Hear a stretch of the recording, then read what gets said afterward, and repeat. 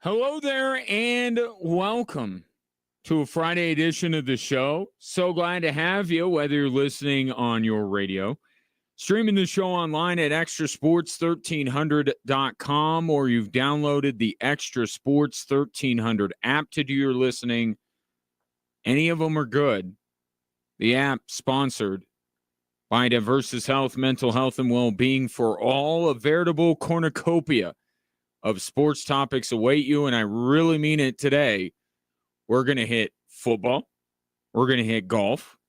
We're going to hit some NHL and perhaps some softball. More on that in a little bit.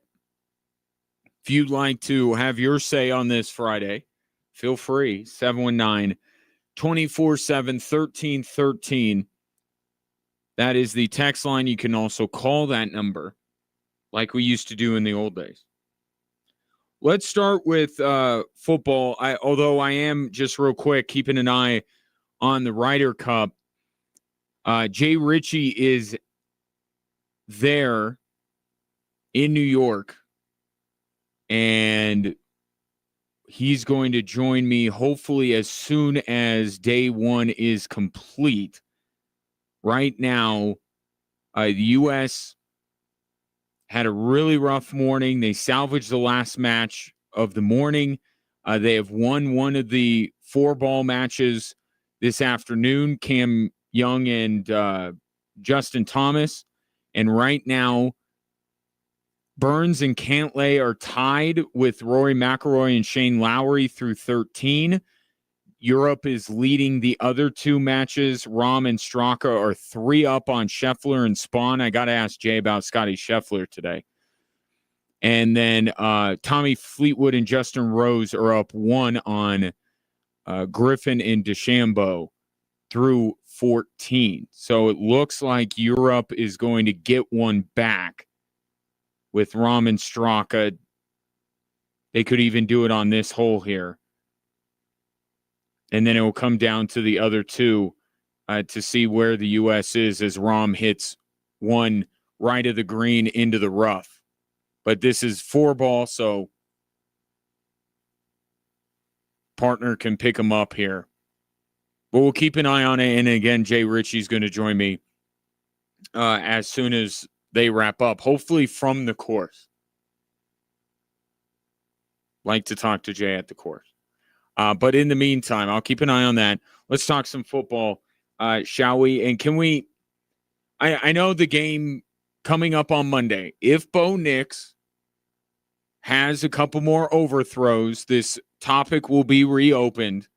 But let this be the final day that we discuss Bo Nix overthrows, because I'll tell you one thing, Bo Nix is a little bit tired of the discourse surrounding the deep balls.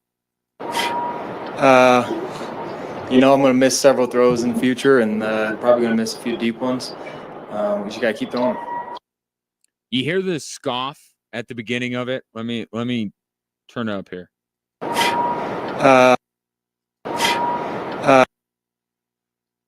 Yeah. Bo Nix finds all of this a little ridiculous, and I'll be honest, it is, I think he's right. Of going back to Sean Payton's comments early in the week about how Bo Nix's overthrows, those two, one to Mims, and then obviously the big one to Cortland Sutton late in that football game on Sunday. It is not the number one thing on the list right now in terms of the Denver Broncos. Let me just zoom out a little bit. Okay, the Broncos are having an identity crisis. Yesterday, we talked about Sean Payton getting back to basics, or saying it's not quite back to basics, which basically means it is back to basics. They're starting from square one. They're hitting the reset button. And the most recent conversation with the Denver Broncos is that they don't have an identity. It's important, and I think this sums it up, is to say, hey, this is an identity relative to running and throwing the ball. This is our identity. And I would say we've yet to establish that clearly for anyone watching or ourselves. And so that's us as coaches. That's a problem. The identity crisis that the Broncos have right now. They don't know what they're good at. They haven't established really anything. You see, game one, this is what we expected the Broncos' identity to be. And I remember talking about this when Quinn Meinerz signed his extension. I said, this offensive line that Sean Payton, it was the first thing Sean Payton did when he arrived in Denver, is he brought in McGlinchey and he brought in Ben Powers to fortify the offensive line. That's where it started. And I said when Quinn Meinerz signed his extension, you look at this offensive line, all except for the center position, all very well-compensated players. The Broncos are paying a premium at every other spot on the offensive line to fortify it.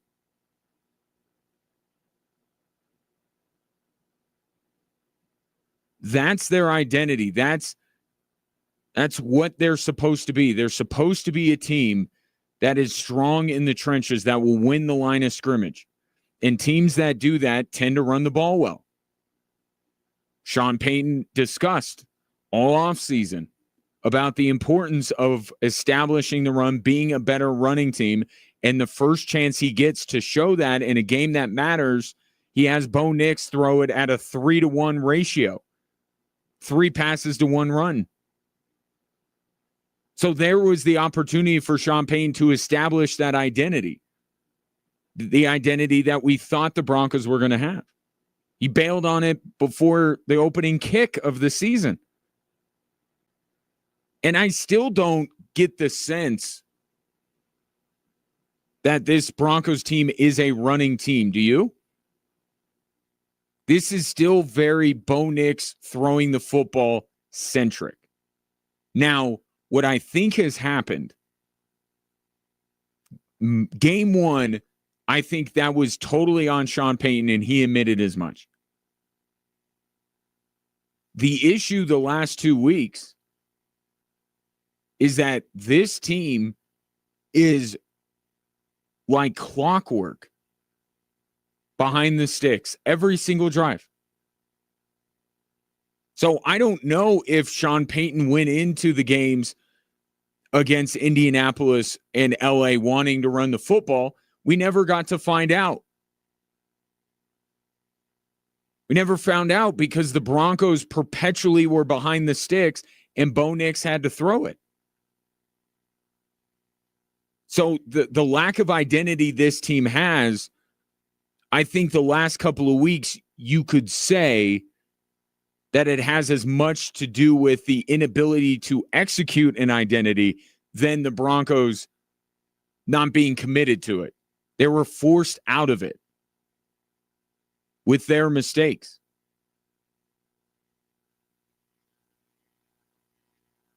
But to Sean Payton's point, the only way that you establish an identity is by showing it.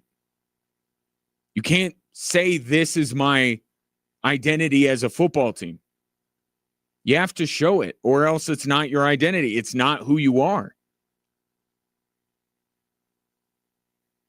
So add that to the to-do list for Monday night's game against Cincinnati.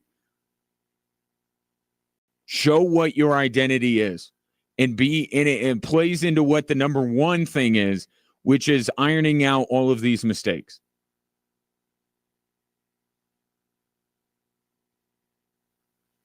Iron them out. The silly penalties got to be gone. You do that, then maybe we see the Broncos establish what they are, what their identity is. I think they want to be a team that runs the football and then has Bo Nix perhaps hit a defense that creeps up a little bit over the top And I don't mean over the top like 25-yard bombs. Because that's what we're seeing right now because the Broncos have to. And I thought the flea flicker was a great call. But we're seeing the Broncos have to do these things, rely on these explosive plays. And I don't think that's going to be successful throughout the year, especially if you don't establish the run. You can hit some of those when you establish the run because the defense, again, is going to creep up. Right now, Sean Payton has to dial up these kind of plays because it's the only way they're going to get yards. They're 1st and 20. They're 2nd and 15. They're 3rd and 11. They have to hit explosive plays. I mean, there's a cascading effect here where everything for the Denver Broncos can kind of fall into place and start clicking on Monday. Right? You eliminate the undisciplined penalties, the unnecessary penalties, the penalties that aren't out of effort, right? Like there are some penalties that you just say, like, hey, if a tackle gets beat, if McGlinchey or Bowles get beat, and in order to keep Bo Nix from getting blown up, there's a holding call. Or I look at Pat on the defensive side, Pat Surtain, like illegal contact, a little bump or something like that. Like there's some that just happen and you live with them. The Broncos right now have so many penalties that you can't live with. You shouldn't live with. Iron those out. Allows the Broncos to have a normal set of downs to work with, normal distances, allow Sean Payton to establish this team's identity, and that will, in turn, help Bo Nix. Because getting back to the overthrows, like these aren't the throws that Bo Nix should be making at this point. Right? Every once in a while you're going to need it. But these aren't the throws that Bo Nix needs to get going.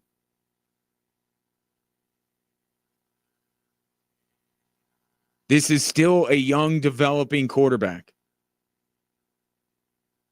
Let's do the short and intermediate routes. But you can't do those if you're behind the sticks. So it kind of adds to the silliness of this discourse about Bo Nix missing on those 2 passes. It's like, back up a little bit. Why is Bo Nix having to make those throws? Why is Sean Payton having to dial up these home run balls so often in Sunday's game? Because they're not establishing their identity. Because they're perpetually behind the sticks. These aren't the throws that we should be fixated on. Bo Nix right now should be making easy throws. And if he can't make those, then that's a problem. Right? Let's build up to this. But the rest of the team is putting him in a position that we're going to the highlight reel throws that Bo Nix has to make in order to win the Broncos football games. And again, there is criticism warranted with Bo Nix's inability to hit on those, the footwork in the pocket. But I just keep going back to, are these the throws that we should be expecting Bo Nix to be making? He should be called upon to make 3 games into his 2nd year. I don't think so. But it's been out of necessity that he's had to do it. Here's Sean Payton on when we might see this identity emerge for the Denver Broncos. Soon. Would you like to be further along? Yeah, sure. Yeah, absolutely. Sean Payton's putting on a brave face. But we've been talking about it all week. This team has not done anything that they were expecting to do or they were wanting to do this first 3 games of the season. And the schedule has given them a chance here. I'm not saying that beating Cincinnati is going to make everybody feel like the Broncos are right. That's not the game. That's the game the following weekend. But, one step at a time here.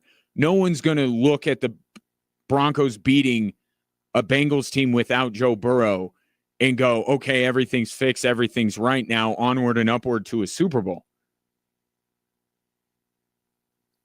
But the schedule has given them an opportunity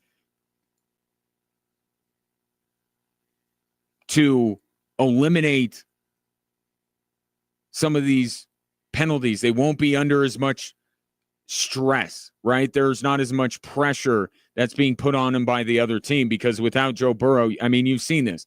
The Bengals are hanging by a thread, and that thread is Joe Burrow. And once that thread is gone, then everything goes with it. Cut down on the silly penalties. Establish an identity that is run first. And then you won't be asking Bo Nix to be hitting home run balls and putting on his Superman cape 3-4 games into his career. And you know what the thing is, too? I don't think overall Bo Nix has played poorly. Week 1, yes. Last 2 weeks, Bo Nix hasn't played poorly. So all of this stuff I just mentioned is happening.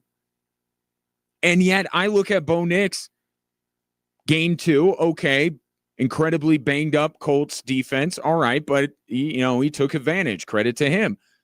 Very good defense against LA. Played pretty well. Had a higher passer rating than Justin Herbert.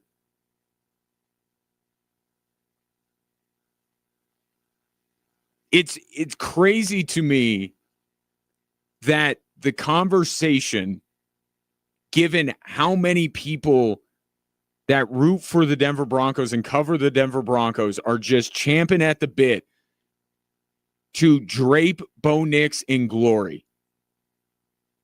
And yet they are overlooking 2 very good performances because of 2 passes that Bo Nix should not even be forced into making.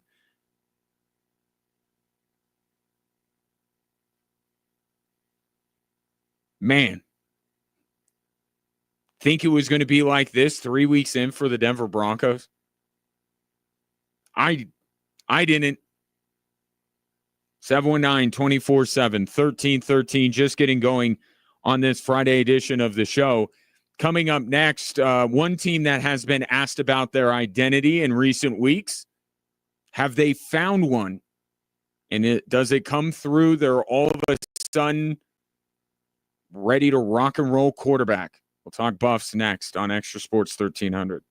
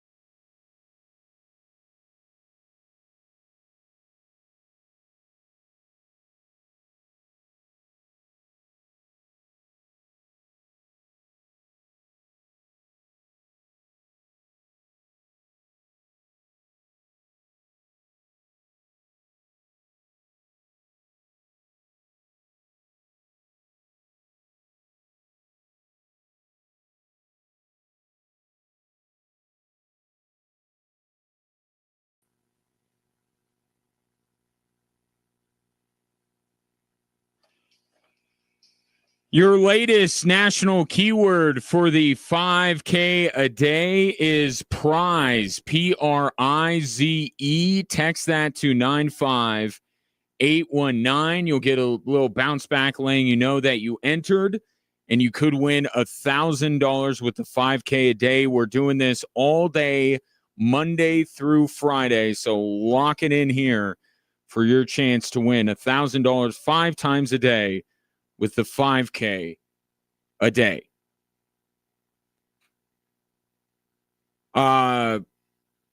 So each, keeping an eye on the Ryder Cup, each team has picked up a match win in the 4-ball competition, and Tommy Fleetwood just buried a putt. It looked like he and Bryson DeChambeau had the same putt. Fleetwood made it for birdie. DeChambeau had to make his to have the hole, and he missed it. And now Tommy Fleetwood and Justin Rose, with 2 holes left in their match, are up by 2. So the best the U.S. can do is tie the match. And speaking of tied, through 14, Rory and Shane Lowry are tied with Burns and Cantlay. So we're still, as of right now, in the same place we were after the morning session, where Europe dominated the first 3 matches. USA salvaged one to make it 3-1. And that, I thought it at the time, that's going to be important. That one, if they were down 4-0 after the morning, they're going to, I think that their play this afternoon would be impacted. I think the fact that they won the last one, got on the board, gave them a little bit of momentum here. And the math implications, getting that one was massive for the U.S. And we'll see if they can. Got to get this Burns-Cantlay match. And Rory has a putt for birdie and missed it short. And the crowd at Bethpage, every time Rory messes up, is letting him have it. He is public enemy number 1 there.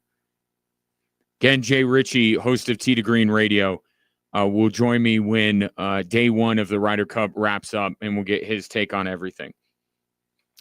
So I think this game for Colorado against BYU, I think it might be a season-saving win if they can get it. I really do. Because as well as they played, and they had to beat Wyoming, right? Like, that was a non-negotiable. They had to beat Wyoming. They did. Credit to them. I don't know how it makes everyone feel. Like, it's kind of like the Broncos game Monday against the Bengals. If the Broncos win, even if they look really good doing it, is it going to get you back on board if you have jumped off of the bandwagon the first 3 weeks? I don't know that it does. I don't know that beating Wyoming does that for CU either. But you saw a lot of good, most notably the way that Caden Salter played. This game against BYU, I know where we're at in the schedule. If CU can get it, all of a sudden you look at the rest of the way with the fact that they were able to beat a top 25 team in BYU, and you say everything is still possible for this football team. Because Caden Salter is going to have to play well to beat BYU. So you'll see Caden Salter stack back-to-back weeks of good play. The Buffs with a couple of wins. Getting their first conference win. You know, if you stumble out of the gate in the conference season, it gets late early. In fact, that's what I want to bring up when Jesse Kurtz joins me in hour number 3 about Air Force in terms of how big tomorrow's game at Falcon Stadium is with Hawaii. Air Force would be 0-3 in conference play with a loss tomorrow. Gets late real early in the conference season. But if the Buffs beat BYU, now you look at it and you say, okay, late to the party, but everything is still possible. If they lose to BYU,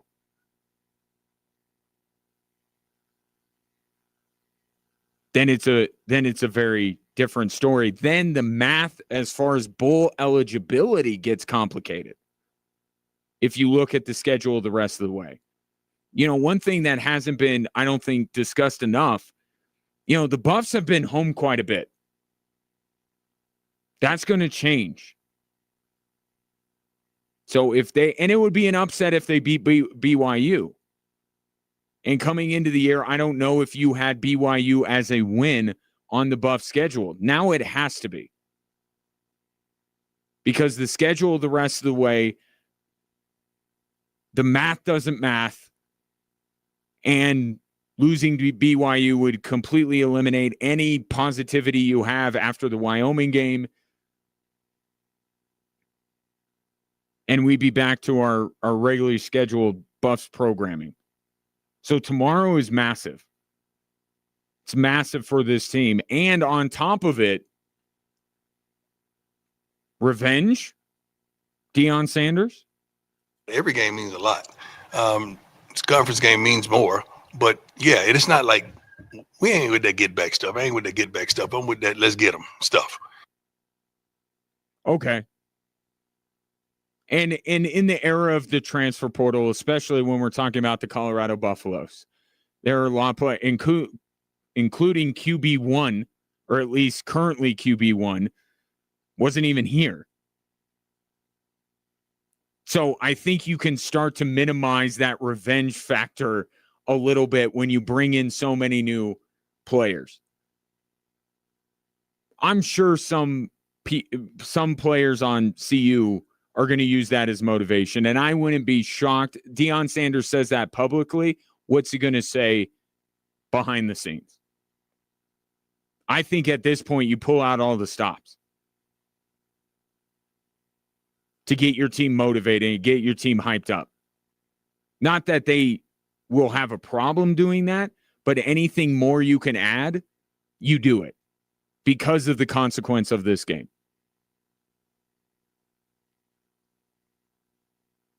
But I think revenge against BYU for the bowl game last year is down on the list because there are real consequences if Colorado loses this football game. And it's a real,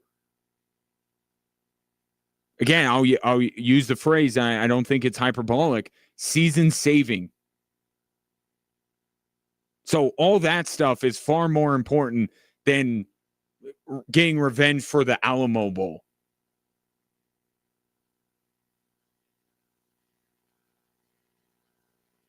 Now, as far as Caden Salter goes, he was great against Wyoming. Looked like the player that he was expected to be coming over from Liberty. What was the difference in the mind of his head coach? Certainty. If you're going to run. If you're going to throw. Certainty, not, I don't know what I'm going to do. Running with a confidence like I'm running, not running, I'm going to get hit. He made up his mind to do what he needed to do, and he did it. It's a different game to go up against BYU as opposed to Wyoming. Right? BYU's a top 25 team. We'll see if that decisiveness, that confidence from Caden Salter remains with the team that's going to be a little bit harder to move the football against. But Delaware was that kind of a team. Right? Delaware should be a team that Caden Salter's supremely confident going up against, and he showed very little confidence. Very little decisiveness. So perhaps, at least in that regard, at least between the ears, because I talked about this when the season started. Like Caden Salter as a football player, I really like. I do. But this is a different level. And we don't talk about this a lot when it comes to these transfers.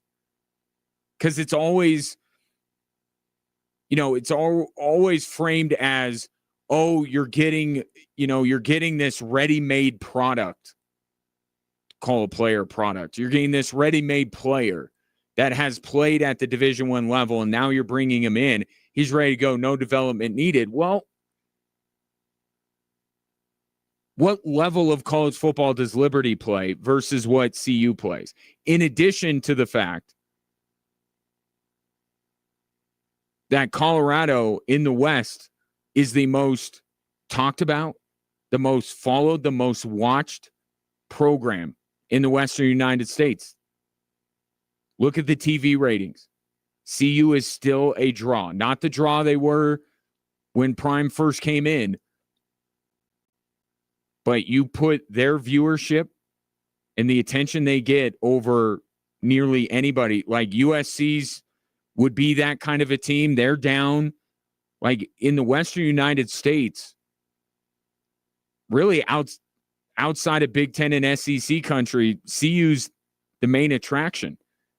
And that was the one adjustment that Caden Salter had to make. How would that translate? Yes, he's developed as a quarterback. He's been really good. He's played at the Division I level, as opposed to Julian Lewis, who was the other player in the quarterback competition. But we still didn't know how Caden Salter would respond to this level, and he responded poorly. Could the Wyoming game have been not only him feeling more confident, but could it have been an aha moment after with Caden Salter to go, all right, I know the team I'm going up against isn't the caliber of teams I'm going to face the rest of the way, but I stepped onto a big stage and I performed. Stepped onto a big stage at this level and I performed. Could that light bulb go on? Could that feed into his confidence level? I think it has to.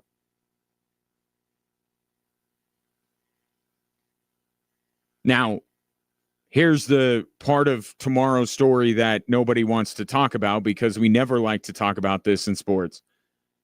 The Colorado Buffaloes already were the most injured team. One of the more injured teams in college football. They're even more banged up now. And I think that has to be taken into account a little bit when you're evaluating how CU has played. They've been very hurt, and they are more hurt now. Now, the best news is Jordan Seaton should be good to go. Outside of Caden Salter, Jordan Seaton is maybe the most important player on the Buffs offense. But this is a team that is going to have to, their backfield is going to look similar but different. It's going to look different than it has the last week or so. It's going to look similar if you watch the Buffs last year because it should be Michael Welch as kind of the feature back. And it's still important for the Buffs to establish the run. But they're very shorthanded in that room. And if they can establish the run, here's where Caden Salter's legs come into play. What he was able to do against Wyoming, throw the football and run it, he's going to have to do it against BYU, a much better team than the one they just faced. But if he does it, if he performs, if the Buffs figure this out with all of these injuries and knock off BYU, it saves their season. A loss, I don't know how much more there would be left for the Colorado Buffaloes to accomplish this season. 719-24-7, 13-13. Take your thoughts on that game. This is a consequential weekend for the teams here in the state of Colorado. Mentioned Air Force tomorrow. Chance to avoid starting the conference season 0-3. And oh, by the way, Navy coming up next week. I think this is an Air Force team that needs a win on both of those fronts. If they want to be in the Mount West conversation, they got to win tomorrow. And I think as well as they played against Boise State, offensively at least, I think they need to get a result. I think they need to get a win going into that first leg, if you will, of the Commander-in-Chief's trophy.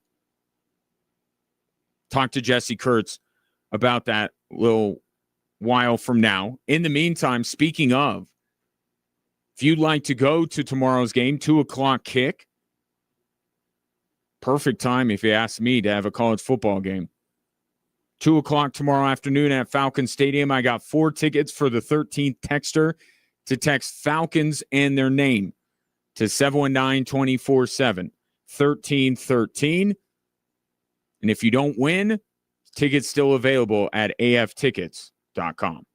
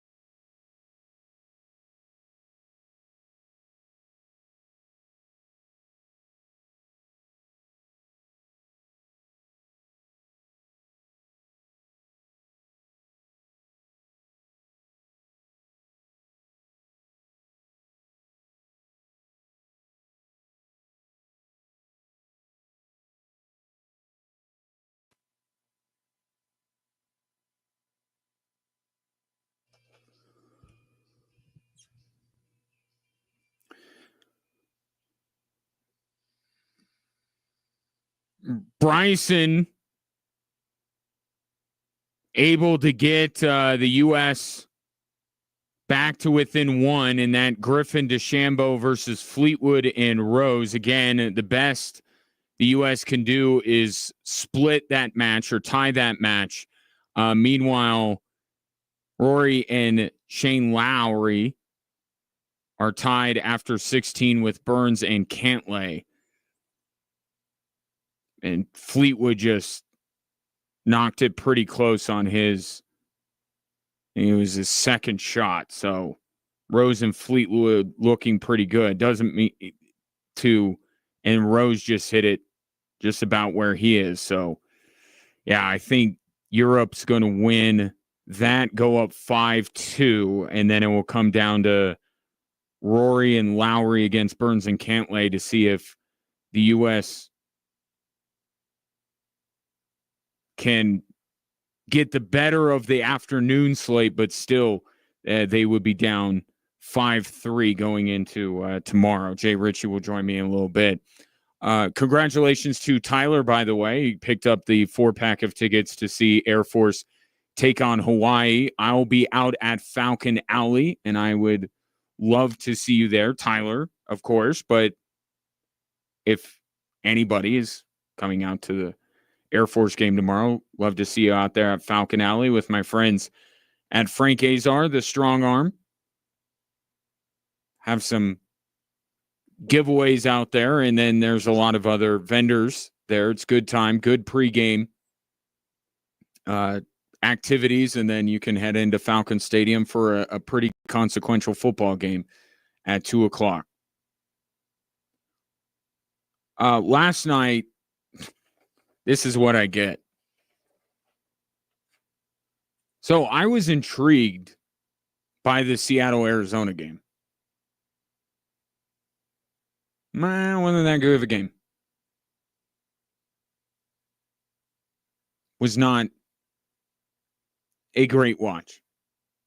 Seattle ends up getting the win. But the Marvin Harrison Jr. discourse is getting a little out of hand. I mean, and what exacerbates it, Marvin Harrison Jr. is a very bad body language guy. And that's one of the worst things you can be in sports, is a bad body language guy.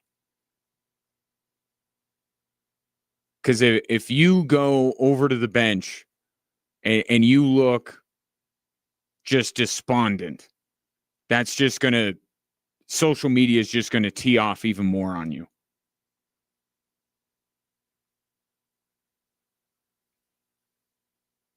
I get what business I'm in.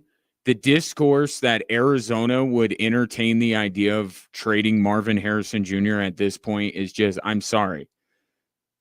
I just, it's ridiculous. It is absolutely ridiculous. But the Sharks are circling. I'm hearing it all over the country. But let me go on record. Marvin Harrison Jr. is exactly what the Denver Broncos need. Because they need a wide receiver with supreme talent that Sean Payton can just put out on the field and leave him there. None of this rotating, none of these hockey line changes. You put Sutton on one side, Marvin Harrison Jr. on the other side, and then you can go crazy with Pat Bryant or Marvin Mims or whatever else you want to do. So, yes, I will be on the record and say that the Denver Broncos should definitely be interested in Marvin Harrison Jr. if the Arizona Cardinals were to trade him. And I'll just add on top of it, yes, the Kansas City Chiefs should be interested in Marvin Harrison Jr. But just the fact, like, you see it, right? Just the fact that so many other fan bases are salivating at the idea that the Arizona Cardinals are going to bail on Marvin Harrison Jr., doesn't that just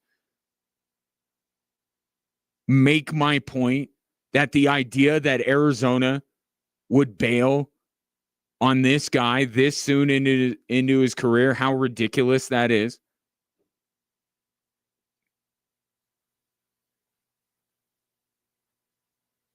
Like, I'll compare it to a local example. Jerry Jeudy. Jerry Jeudy had a tough time. Could you see Marvin Harrison Jr.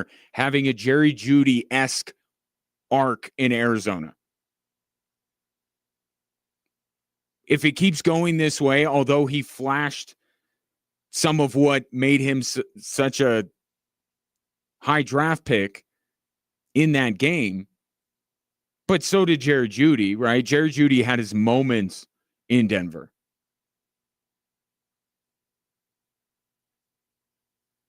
But no one outside of Cleveland was looking at Jerry Jeudy going to the Browns as this boondoggle of a lifetime. Right? This was the ultimate buy low. I don't know what Jerry Jeudy has, all that kind of stuff. Cleveland was the only place that was really cared. I guess we cared here because the Broncos were the team that had Jerry Jeudy, but that's it. There wasn't this reaction around the league like, oh, the Browns ended up getting Jerry Jeudy.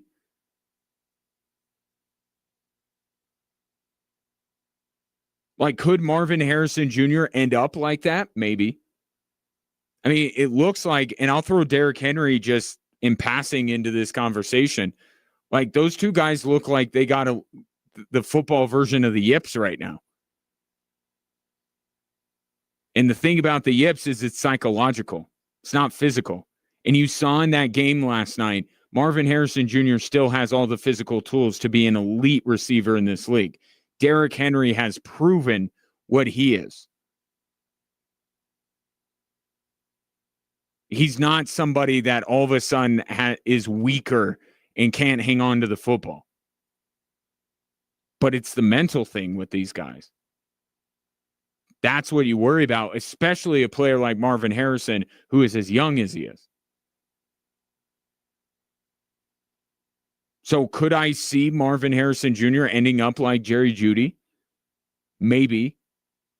I mean, he's trending in that direction, but we're not to the point yet where Arizona would be like, good riddance. We don't want this guy.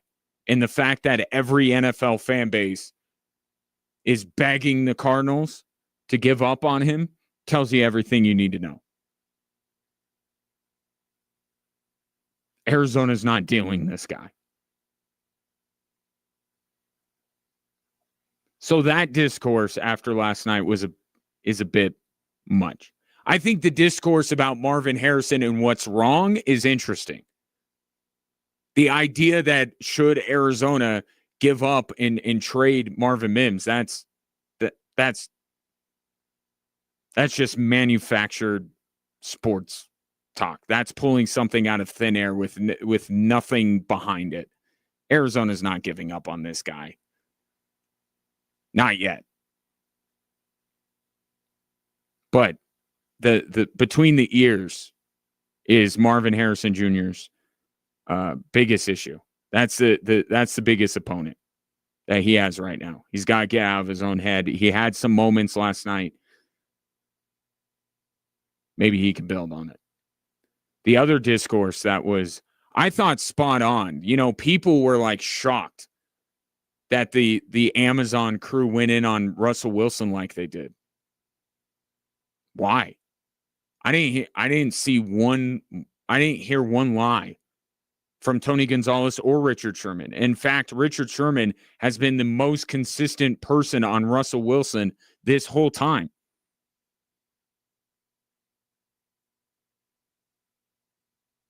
Even when Seattle was winning, Richard Sherman wasn't a believer in Russell Wilson. And him saying, you know, basically without us, look at what Russell Wilson has been. He's not wrong. And Tony Gonzalez talks about how Russell Wilson's playing himself out of the Hall of Fame. Yeah. We talked about this last week, and unilaterally, I didn't get one text from anyone defending Russell Wilson's place in the Hall of Fame. Not one. The only disagreement that you and I had was whether Russell Wilson was ever a Hall of Fame quarterback. But I shouldn't say everyone that speaks on this show, either into a microphone or via text, said right now, Hall of Fame vote goes down. Russell Wilson's not one. So what would you call it? Everyone thinks Tony Gonzalez and Richard Sherman were too hard on Russell Wilson. They're telling the truth.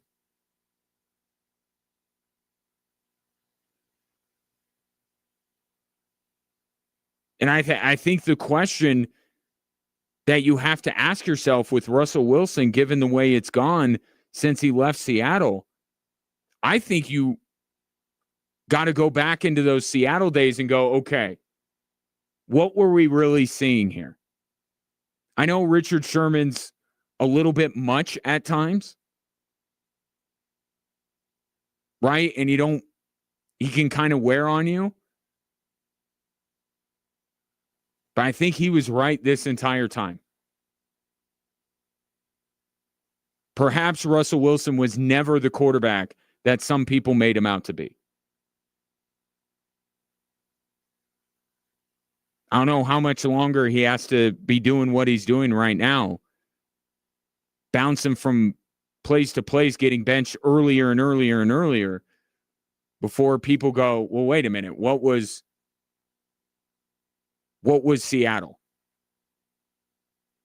719-247-1313. I'm happy to open that conversation back up if you're interested. We'll continue on with this Thursday edition of the show right after this.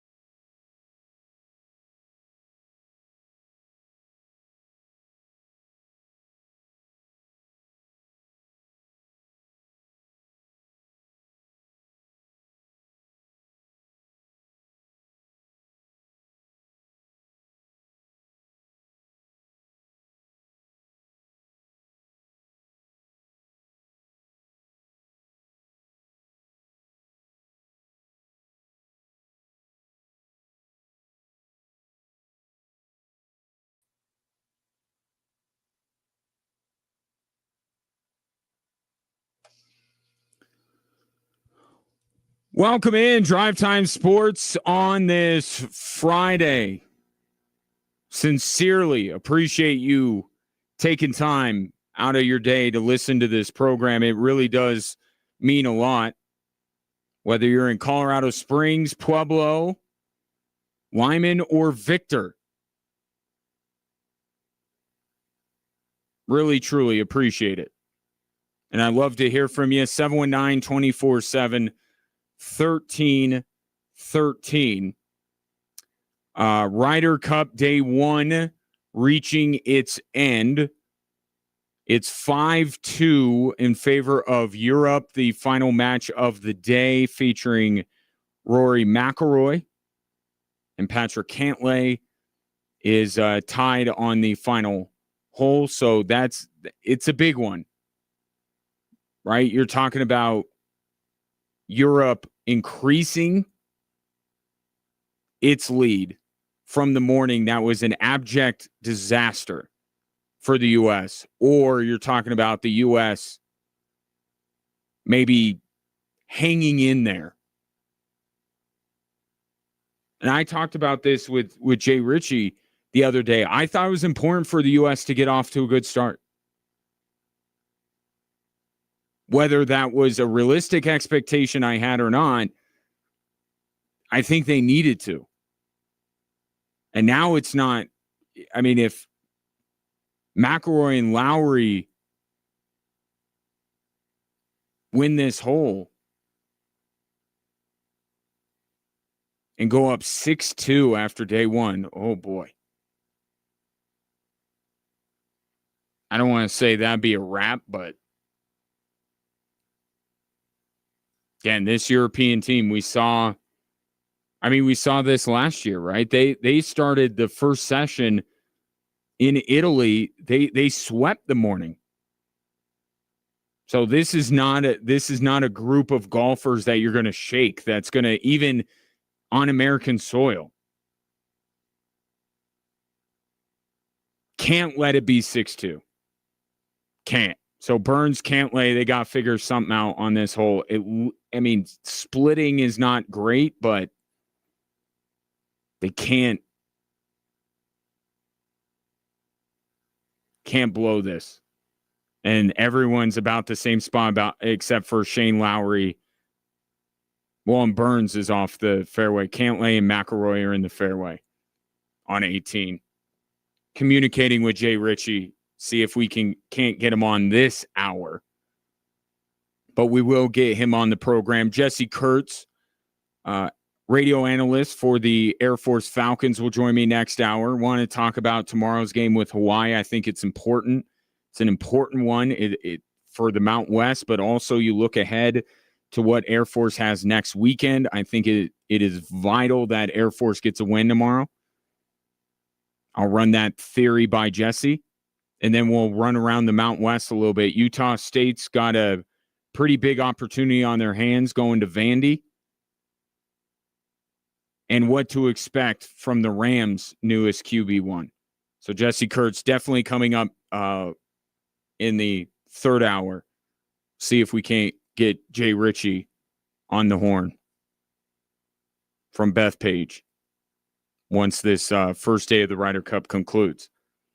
In the meantime, I just left off talking about some of the Marvin Harrison Jr. discourse from last night and all of these fan bases angling to, if Arizona doesn't want this guy anymore. And I guess the argument that many people are making is like, look, he needs a change of scenery. It's Arizona. Okay, the guy's not playing in New York. He's not playing in Chicago. He's not even playing in Denver. With all due respect to the Red Sea, it's a good fan base, but it's not exactly a high-pressure market.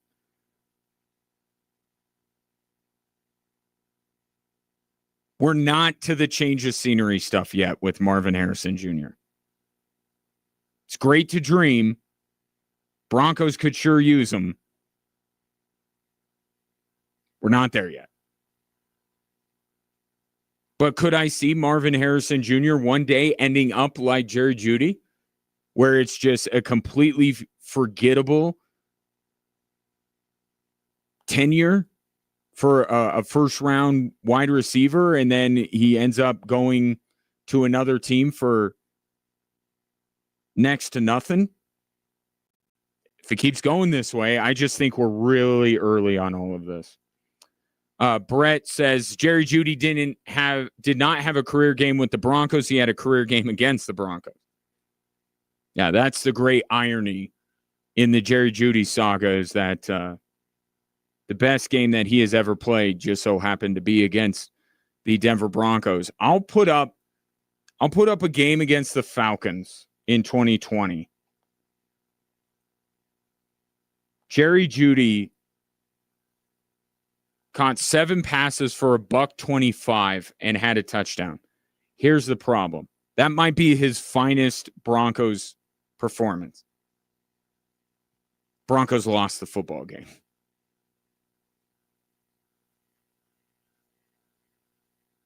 But when you think of Jerry Jeudy, even now, Jerry Jeudy doing much of anything this year? I mean, it might be just that. That one primetime game against the Denver Broncos. That was when Jerry Jeudy looked like the player John Elway thought he was going to be. And it just so happened to be against the Denver Broncos. It's too early with Marvin Harrison Jr. Let the guy try to figure some stuff out. And hopefully he does. Speaking of figuring some things out, I told you at the top of the show, the Bo Nix overthrow conversation is going to end here. Both Nix and Sean Payton talked about it. That's why it's being brought up. But it's all a little silly because those two throws are marring what was actually a decent performance out of Bo Nix against one of the NFL's better defenses. And that's back-to-back weeks that Bo Nix has looked pretty good, and he's far from the Broncos' biggest issue. But it's a topic of conversation. Here's Sean Payton on his quarterback. One of the things that's a gift is his off-schedule throws. So you just want to be careful how much you tell him. And then I think part of it is when you settle into certain plays, there's a rhythm to, the mechanics, whether it's 3-5 or play action. But overall, I think it's coming out well. The key is one of his great strengths is he doesn't take a lot of sacks. He's quick through a progression, and but I think you'll start seeing that. He's quick, but I think when you really look at Bo Nix, is he in too much of a hurry? There's been so much made about Bo Nix and then not taking sacks, and it's like this massive thing that Sean Payton has just constantly gone to, and he went to it there. So you wonder if in some moments Bo Nix in his mind is like, don't take a sack, and could he rush things? And is that mental part of it, could that be making him have some happy feet, not setting himself? On those throws, he did look like he was in a hurry when he didn't need to be. He had the time. Set yourself, deliver, and he probably hits both of those passes.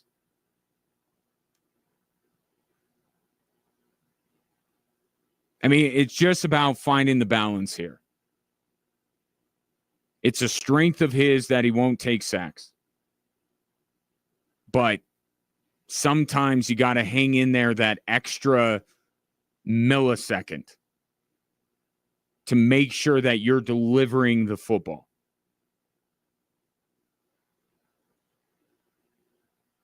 Especially on those deep routes. So there's some things that Bo Nix needs to work on, as every quarterback who has ever been in his second year in the league needs to work on. But I thought the point that Sean Payton made was very interesting there about the off-platform stuff. Right? Bo Nix, you don't want Bo Nix to be too careful or to be so dead set on setting his feet. Right? You don't want to tell him like every throw you got to set your feet. On those throws, you need to. But the off-platform throws, to Sean Payton's point, Bo Nix can hit those and deliver those accurately. So you don't want to, as much as I think Sean Payton has ingrained this thing in his head where don't take a sack, don't take a sack, don't take a sack, and maybe sometimes that works against Bo Nix. I think he's right in this regard that you don't want to overcoach him on the mechanics of it all. And now one of the things that Bo Nix has that not every quarterback has, now you're coaching it out of him.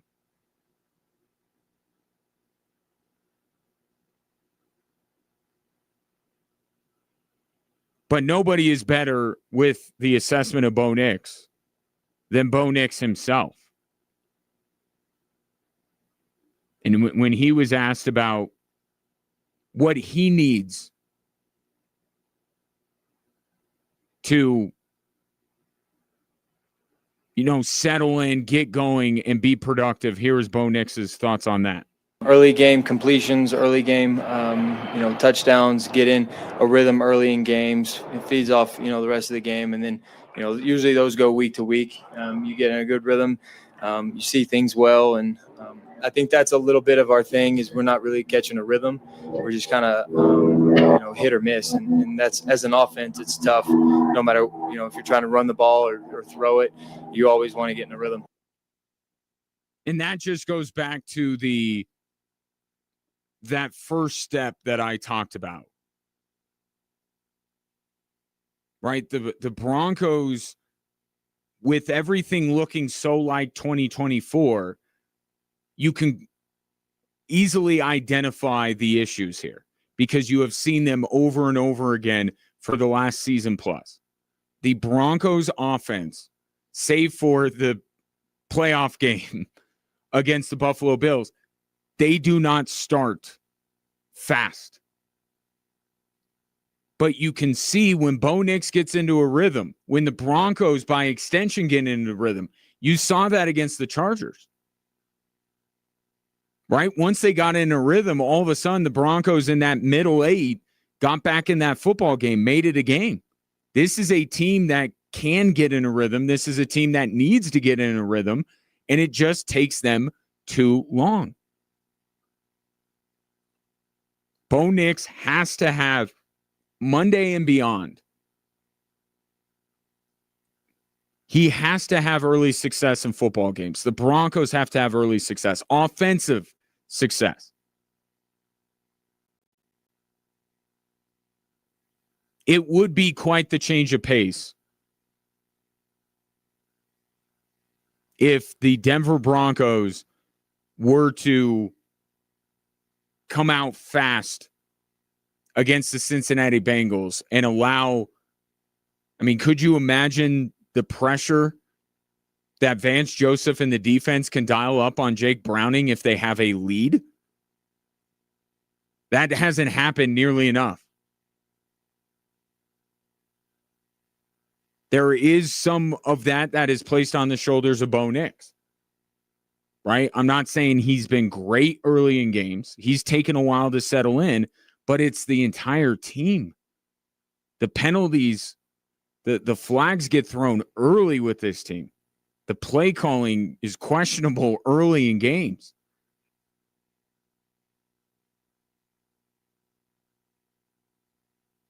Gotta help him out more. And if it's not going to happen Monday night against Cincinnati, then I don't think that you would be crazy to wonder when it is going to happen and if it does happen ultimately too late for the Denver Broncos this year. And that is what we call a get-right game on Monday. That's what this is. Get right, because looming, the reigning Super Bowl champions. And we remember the Baltimore game? Like, that game could go the very same way if the Broncos don't iron out some of this stuff Monday night against a team without one of the 5 best quarterbacks in the league. 719-24-7, 1313. Take a break. On the other side, Jay Ritchie will join me from Bethpage Black. Europe takes day 1, 5.5 to 2.5. What went wrong today for the United States, and how do they make up that difference tomorrow? The host of Tee to Green Radio joins me next.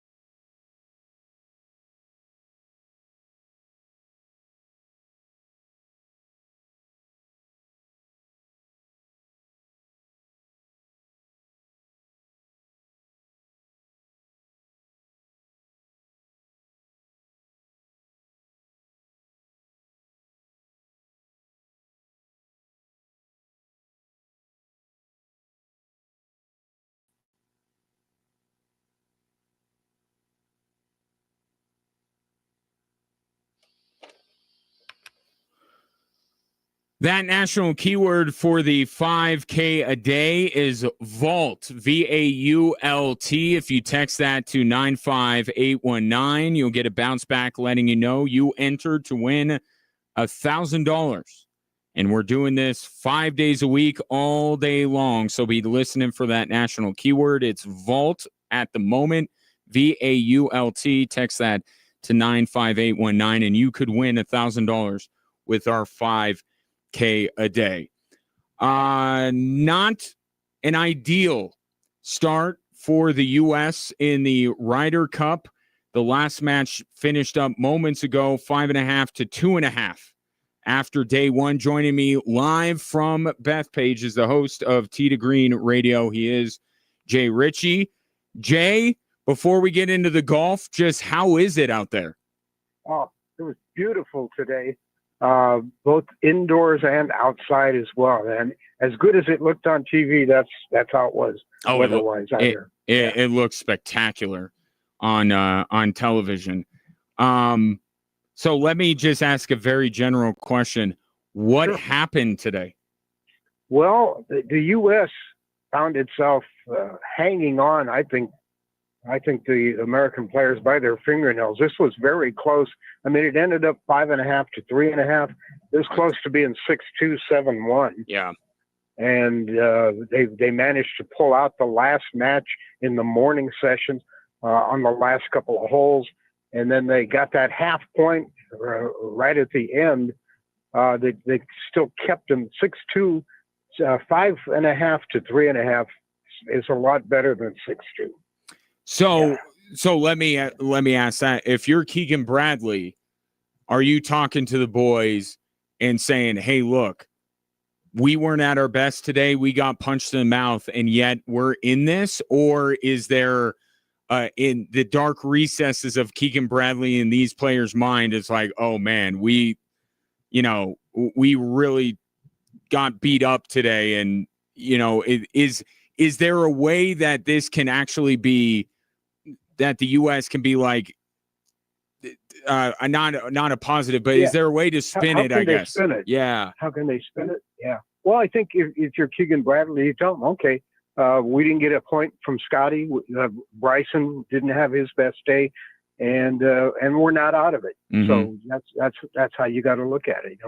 Tomorrow's a new day. Like Yogi said, it ain't over until it's over. And we do this in sports, and I'm gonna armchair quarterback, and I'm gonna go at this with the benefit of hindsight. Any reason that Cameron Young should have been playing in the morning session? Oh, I don't know. You can second guess, but I think definitely we'll see him the rest of the way. That's for sure. Yeah, but yeah, he had a great day, and he's a New Yorker. He's familiar with Bethpage. He won a championship there years ago when he was young, I think in high school. So yeah, he can play it. Yeah, won the New York, I think it's called the New York State Open. He won it as an amateur back when he was in high school. But yeah, you certainly there was, I don't know how you were. Gave him a spark. Yeah, and that's what I was going to say, Jay. So they pick up, they salvage the one, and obviously 3-1 is a world apart from 4-0, right? And we know what 4-0 feels like because it just happened last year. Yeah. And then you had Cameron Young coming in.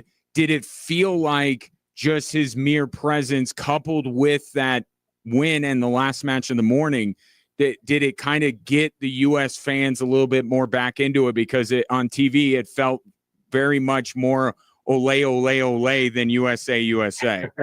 Yeah, I think it did. And it took a while. I mean, before he really started to assert himself in that match. So, yeah, but once it kicked in, it kicked in. Any issue that you notice with Scotty Scheffler? Was one particular part of his game off, or was it just overall just not one of the best days for a guy we hold to an insanely high standard? Yeah, that's a good point. Insanely high standard is maybe the key phrase. Right. And he wasn't terrible. I mean, It is a team thing. It's not an individual thing. I kind of thought a couple of times. I watched him, and it seemed to me just body language that he wasn't the Scotty Scheffler that we see when he's playing for Scotty Scheffler. Mm-hmm.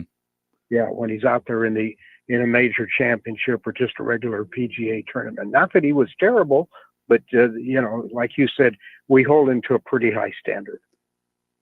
Is it, it's such a unique event, and it's so different, and Scotty's not one of the defectors, right? So he doesn't get the team golf all the time like Bryson and some of these other guys. Is there something to be said for, again, your point is completely valid that, Scotty Scheffler didn't play poorly today, but is there maybe a thought that the team event just doesn't suit him, either his game or just his psyche?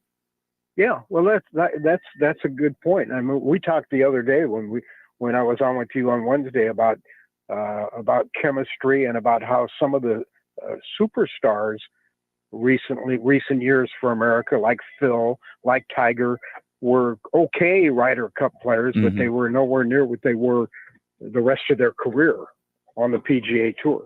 Yeah. And I think chemistry is huge, especially, and the Europeans, for some reason they seem to have, no matter what year it is, in recent years they've had better chemistry than the American players. The American players get along, they like each other, but it's not the kind of chemistry that we see out of the Europeans, and that's what you need. And I think that's why I think Luke Donald and the European brain trusts, they know on Sunday individually in the singles matchups, maybe the U.S. has an edge.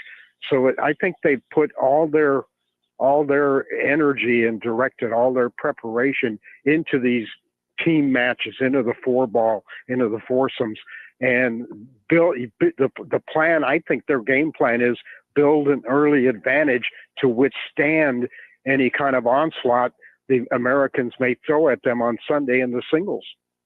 Jay Ritchie, host of Tee to Green Radio, joining me live from Bethpage after Europe had a very good first day of the Ryder Cup, 5.5 to 3.5 after day one.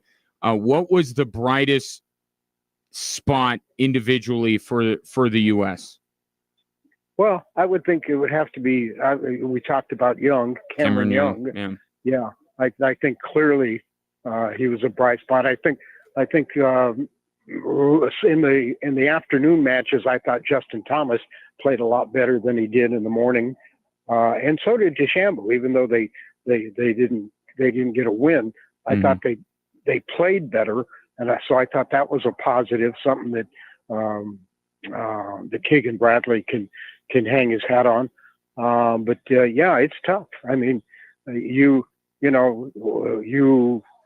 throw out the number one player in the world, Scotty Scheffler, and he doesn't get a point. You have Bryson DeChambeau, and you have Justin Thomas, your most experienced Ryder Cup player, and neither one of those guys get a point. So yeah, it's not good, but it's not not the end of the world either.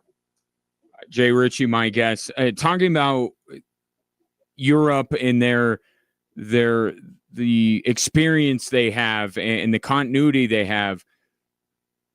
Did they seem a little bit more, I guess the word I would use is stoic, as opposed to maybe what they were last year? I mean, they look very business-like out there on the course. Did you see that thing?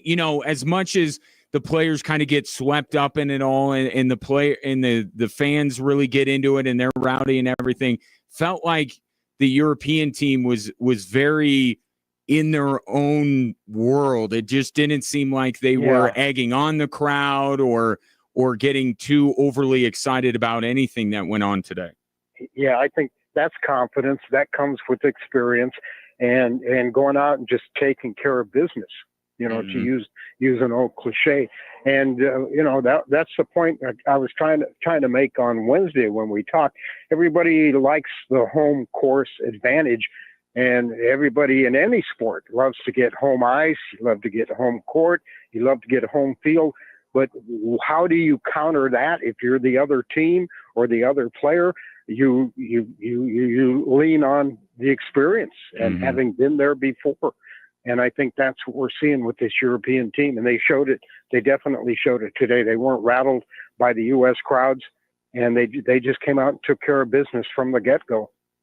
5.5 to 2.5 to score after day one. Yeah, I said 3.5. Yeah, earlier. I made the same mistake too. We're trying to, between now and tomorrow, give the U.S. more, and hopefully by tomorrow morning it's all tied up.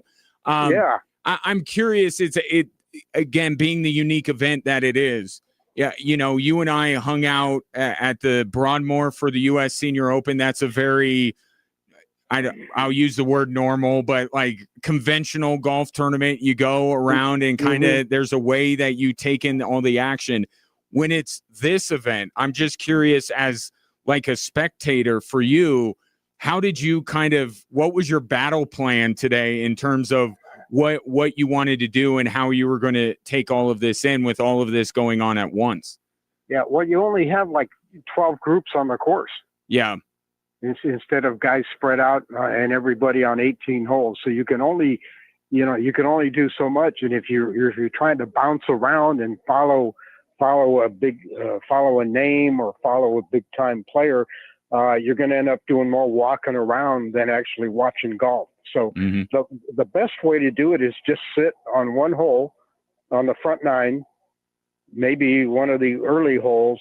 And when everybody goes through, go to one of the 8 or 9 on the front nine, and then do the same thing on the back nine. Hit an early hole and then go to 17 or 18, or just sit somewhere on the front nine in the middle, like 5 or 6, and then go to 14 or 15 on the back, and just let everybody go through. So did you execute your game plan, Jay? To some extent. I didn't get it totally, but maybe tomorrow. Okay. Well, let's talk about tomorrow. Give us the scene setter for tomorrow. What are you looking for? Who are you looking out for? Give us lead us into tomorrow. Jay Ritchie, host of Tee to Green Radio. Yeah, I'm trying to think what Keegan Bradley, and all his vice captains are going to come up with, and I definitely think we'll see more of Cam Young. And I think they need to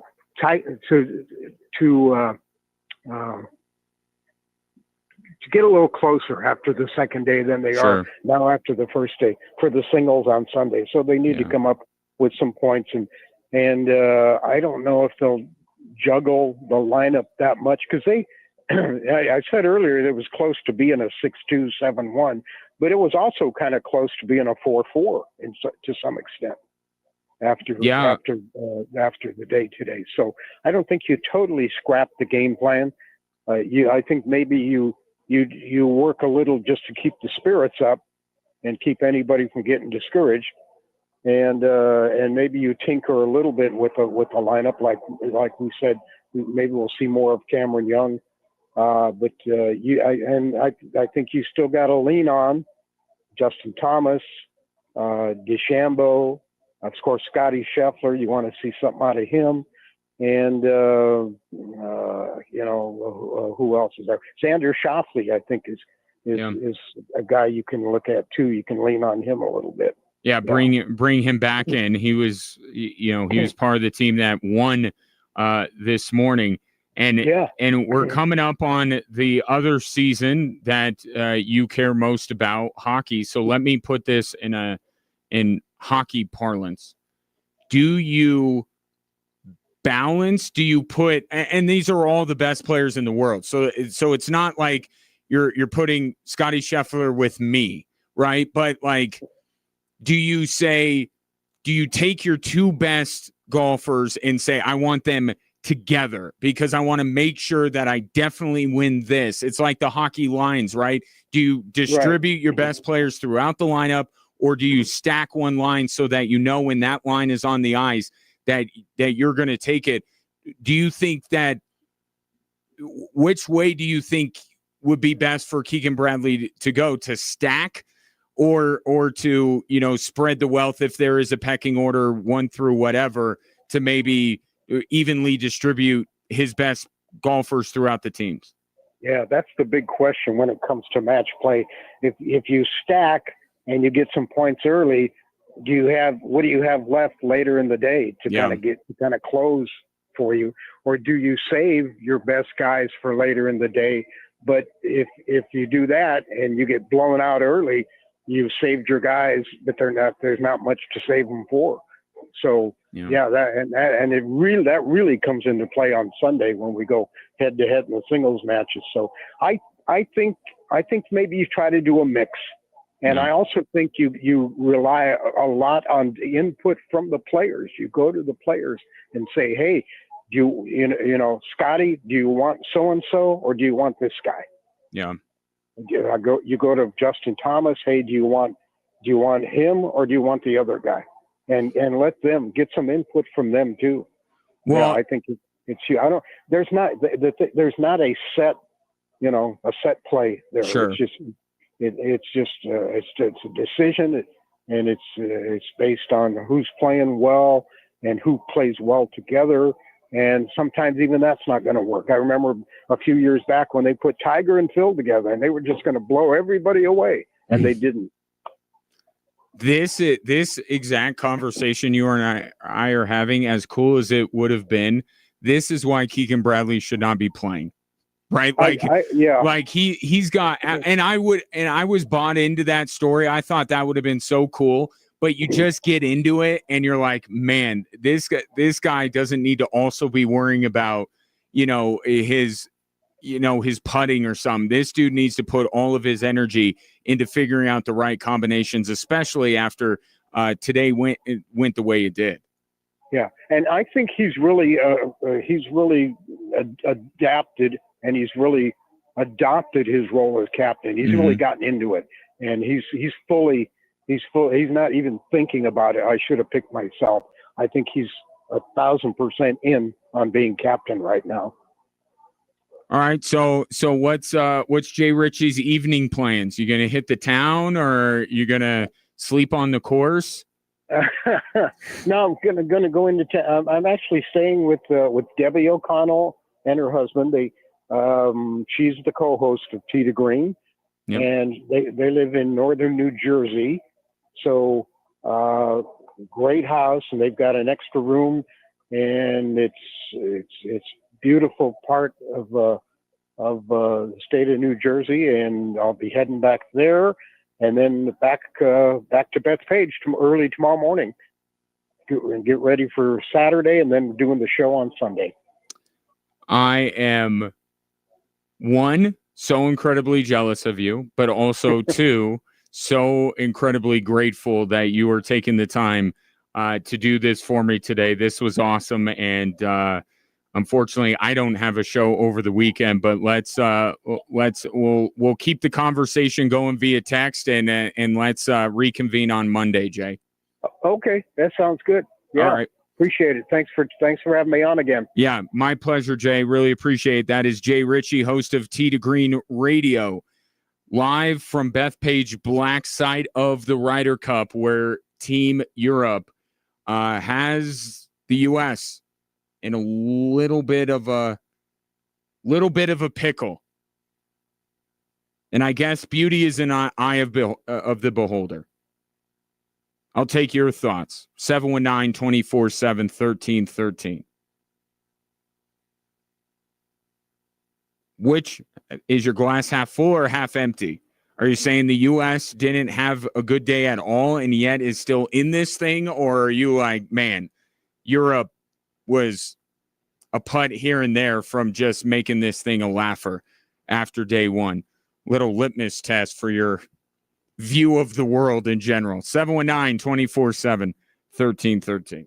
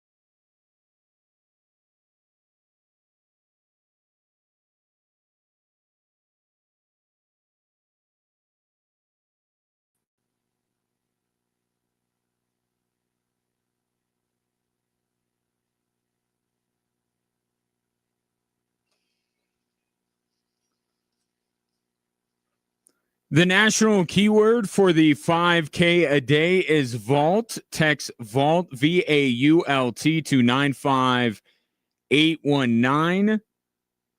You'll get a bounce back confirming your entry to our 5K a day, where we are giving away $1,000 5 times a day, Monday through Friday. And this will be the last keyword you get today. And then we'll be back on Monday. So text VAULT, VAULT, to 95819. Tomorrow, this is a weekend of consequence, is it not? I think there's consequence for the Broncos come Monday. We'll extend the weekend into Monday, right? Nobody's going to object to that. There's consequence for the Broncos on Monday. There's consequence for every college football team in this state, given where their seasons are currently going. And there's consequence for the Switchbacks as well. They came home about a week ago, having gotten, or I should say 2 weeks ago, coming off of got a really big win against FC Tulsa, best team in the Western Conference. And you looked at the schedule and you were saying to yourself, man, this team's got so many home matches. They really got a chance to jump up the standings and really make some noise in the Western Conference. And the best laid plans, right? Just hasn't gone that way. 2 very bitterly disappointing losses to Sacramento Republic, and then a rivalry with New Mexico on Wednesday night. And now they turn around and play not a conference foe in Hartford, but there's going to be some emotion in that game because Hartford is coached by Brendan Burke, who used to be the head coach here in Colorado Springs. He has 2 very high-profile former Switchbacks on his roster, in Haji Berry and Michi Galina. So Saturdays was going to be a big one anyway, but now you have a team that the perspective has changed a little bit to where, man, if they don't get a win on Saturday, now you're looking behind them and saying, could they be out of a playoff spot late Saturday night? Which was something, I'll be honest, was not really in my head beginning this 4 straight at home stretch for this Switchbacks team. And I'm sure James Chambers, the head coach, wasn't thinking that way at all. And when I caught up with him earlier today at training, I asked him if it was easier or more difficult to move beyond these excruciatingly tough losses, given that they're playing 3 matches in 7 days. They got to get ready for the next one. Here was James Chambers earlier today. Yeah, I think the results have obviously been difficult this week. Performances have been good. So it's part of football, it's part of life. You just got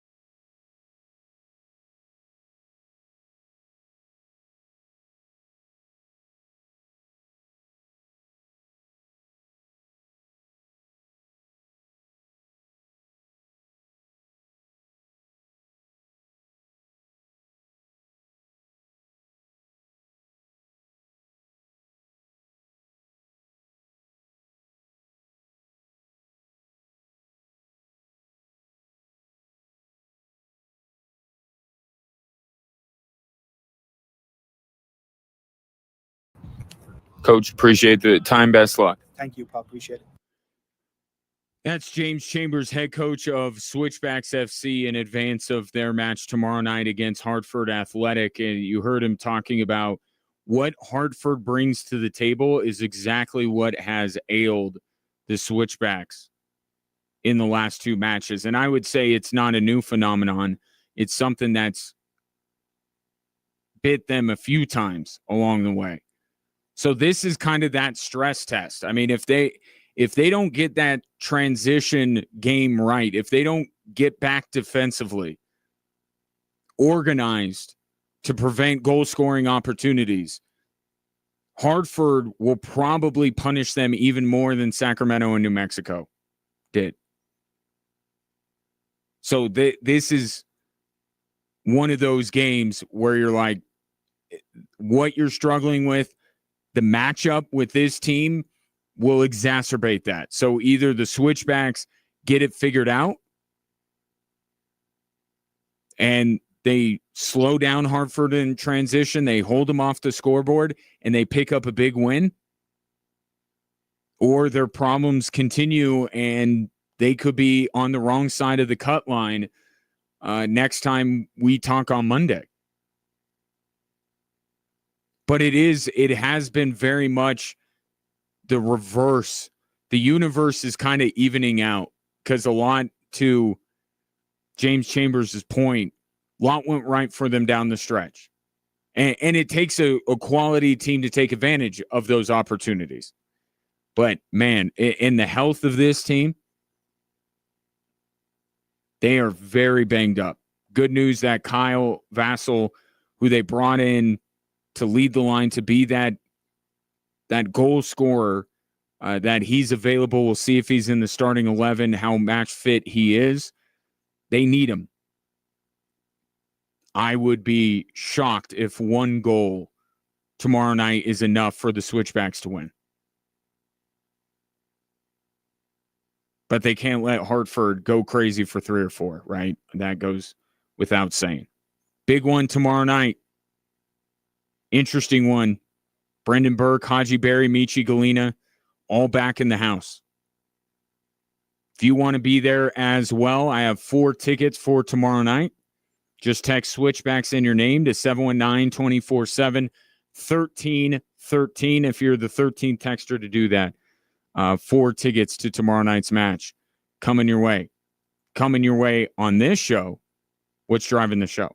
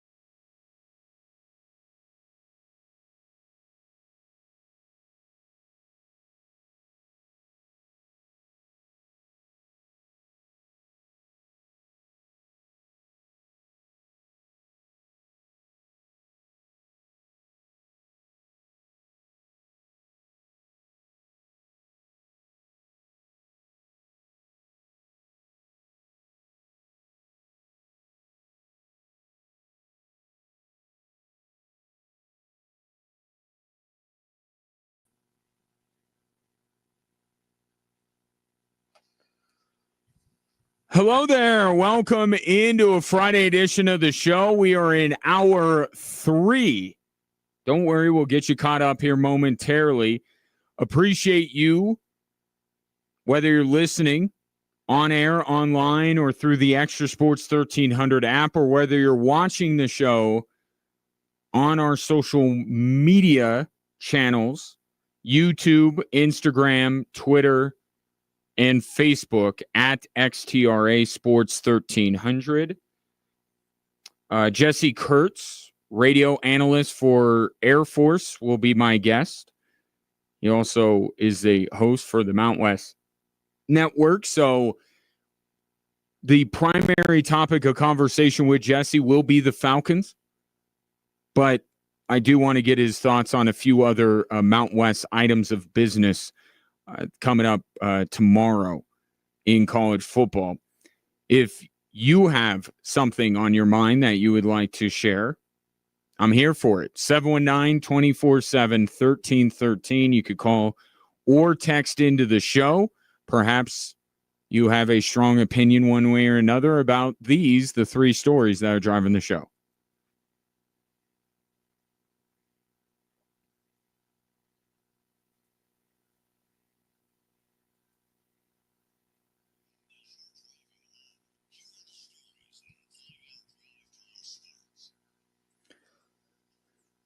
All right, story number 1. You and I don't know that we know what this Broncos team is, and that's one thing. It's another thing if the Broncos don't know who they are. Here's Sean Payton. It's important, and I think this sums it up, is to say, hey, this is an identity relative to running and throwing the ball. This is our identity. And I would say we've yet to establish that clearly for anyone watching or ourselves. And so that's us as coaches. Not great. And that has been the theme of the week. Is there any doubt at this point that Monday is a new season, fresh start, wipe the slate clean? These last 3 weeks haven't been it. And I do think that the reason why we haven't seen the Broncos' identity is because as much as you give credit to the opponent, I think the Broncos have put themselves in a position where they can't establish their identity. They can't prove what they are good at and what they are not good at. Because they're not good at not beating themselves. Right? I think this team wants to run the football. You can't really run the football when you're constantly behind the sticks. So maybe the Broncos know who they'd like to be, but in order to establish your identity, you have to be that. You can't just say you want to do this, you want to do that, this is our identity. We got to be able to confirm this. We got to be able to have visual evidence of who you are as a football team. We don't have that with the Denver Broncos. Because let's say that I'm right and the Broncos are a team that kind of wants to run first, maybe not ask Bo Nix to do too much, kind of manage the game, as incendiary of a phrase as that might be for quarterbacks. I don't mean it that way. But let's say that's their identity. What if they can't really run the football effectively? What if they do end up, because there have been some times where some of the best Broncos runs through the first 3 weeks have been on downs where you're not expecting the run. Like there's also a level of imposing yourself on the game that the Broncos routinely do not do. They very rarely start out on the front foot. They always seem to be chasing the scoreboard. So maybe they get into a situation where they want to run the football.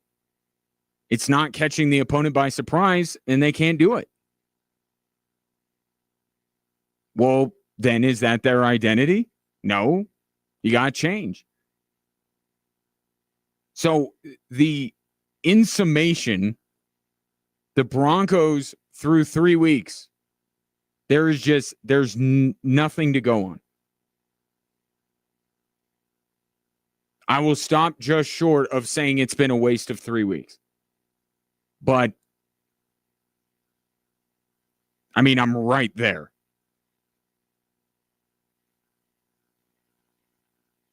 This team hasn't moved the needle at all, hasn't furthered their agenda. They haven't done any of this through 3 weeks. It's got to start on Monday. Got to start on Monday. There is no excuse. With as much as has been said and everything that has gone on the last 3 weeks, if they can't figure some of this stuff out against Cincinnati, when will it happen? I mean, honestly, what game are you looking at and saying this is when the Broncos are going to show who they are, what their identity is? If it's not Monday, I don't know when you can definitively say it will be.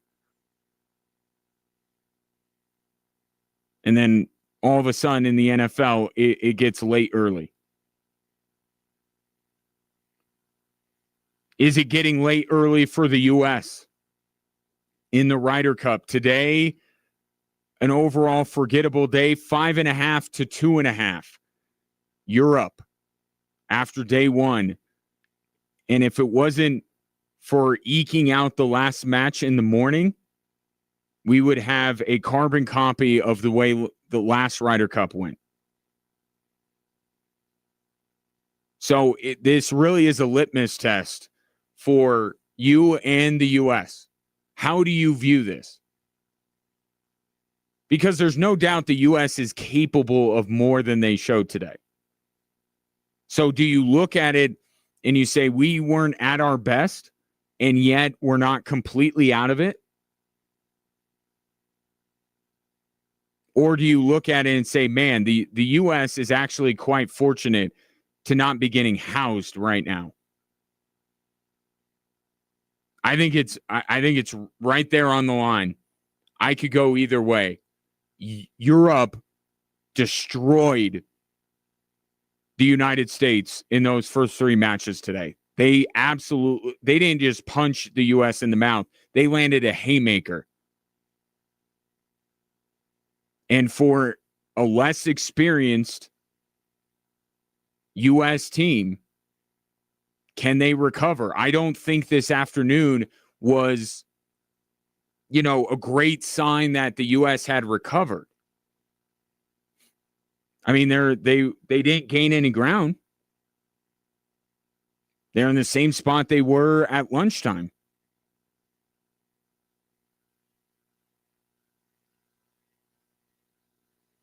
And you look at the quote unquote home field advantage. Well, in an event like that, and there are some NBA arenas, NFL stadiums, hockey rinks that you can name that go this way.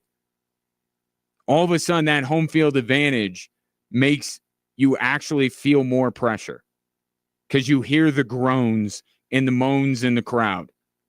You feel the anxiety from the U.S. fans because they outnumber the European fans. All of a sudden, being on your home soil puts more pressure on you when you're down. When you're up, it's an advantage. When you're down with a rowdy crowd, like the Ryder Cup gets, that can work against you. I think a good start, I said a good start in this competition was vital to the U.S. So I'll just move it to day 2. They have to get the better of Europe tomorrow morning. Or else this may be just tuning in out of morbid curiosity, thinking you're going to see a miracle on Sunday. 5.5 to 2.5. Europe up on the U.S. after day 1 of the Ryder Cup. And some significant news out of the NHL that I think applies or pertains to the Colorado Avalanche, given the way that you probably feel about this hockey team. The most important player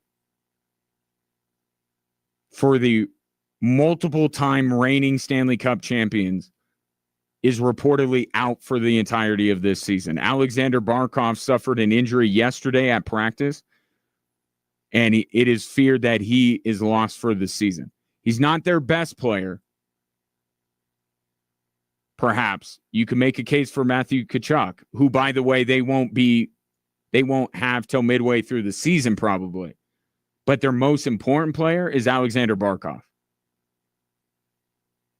And you look at a Florida-Colorado Stanley Cup final or dream about one, and now the Nathan McKinnon stopper, because Barkov has been tasked with being the Connor McDavid stopper the last couple of years. Florida doesn't have that. If the budding dynasty comes to an end this year or hits a huge speed bump this year, this is going to be the reason. If Florida does not repeat, a lot of people are going to be looking at this injury rightly with Alexander Barkov. This is a massive blow to their chances of repeating again. And it opens things up pretty wide in the NHL. And now, no matter what side of the bracket you are on, there's a real feeling of, okay, this could be our year. I mean, it doesn't mean that the Panthers are done winning Stanley Cups, but don't have Tkachuk for half the season and you don't have Barkov for the entire season. I mean, this would be the finest Stanley Cup that organization has won yet by far if they get it done this year. I think we'll have a new Stanley Cup champion this year. That's how significant this injury is. Different kinds of players, but think about if Nathan McKinnon were injured for the Avs, how you would feel about that team's chances. Brutal loss, and you hate to see it, right? This team is a dynasty. And the competitor in you should want your team, whether you're an Avs fan or not, you should want your team to have to go through the Florida Panthers at full strength to be able to say, yeah, we ended this dynasty. We beat the Florida Panthers straight up. No one that ends up beating the Florida Panthers is going to be able to say that. Brutal, brutal news out of the NHL. 719-247-1313. Take your thoughts on the three stories that are driving the show. Coming up next, am I being hyperbolic when I say that tomorrow is a must-win for the Air Force Falcons? I'll ask Jesse Kurtz that question next on Extra Sports 1300.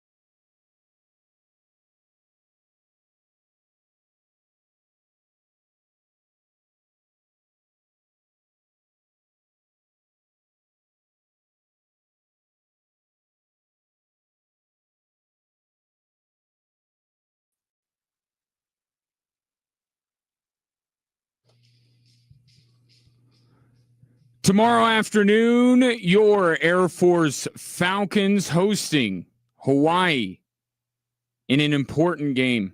How important is it? I've shared my thoughts throughout the show.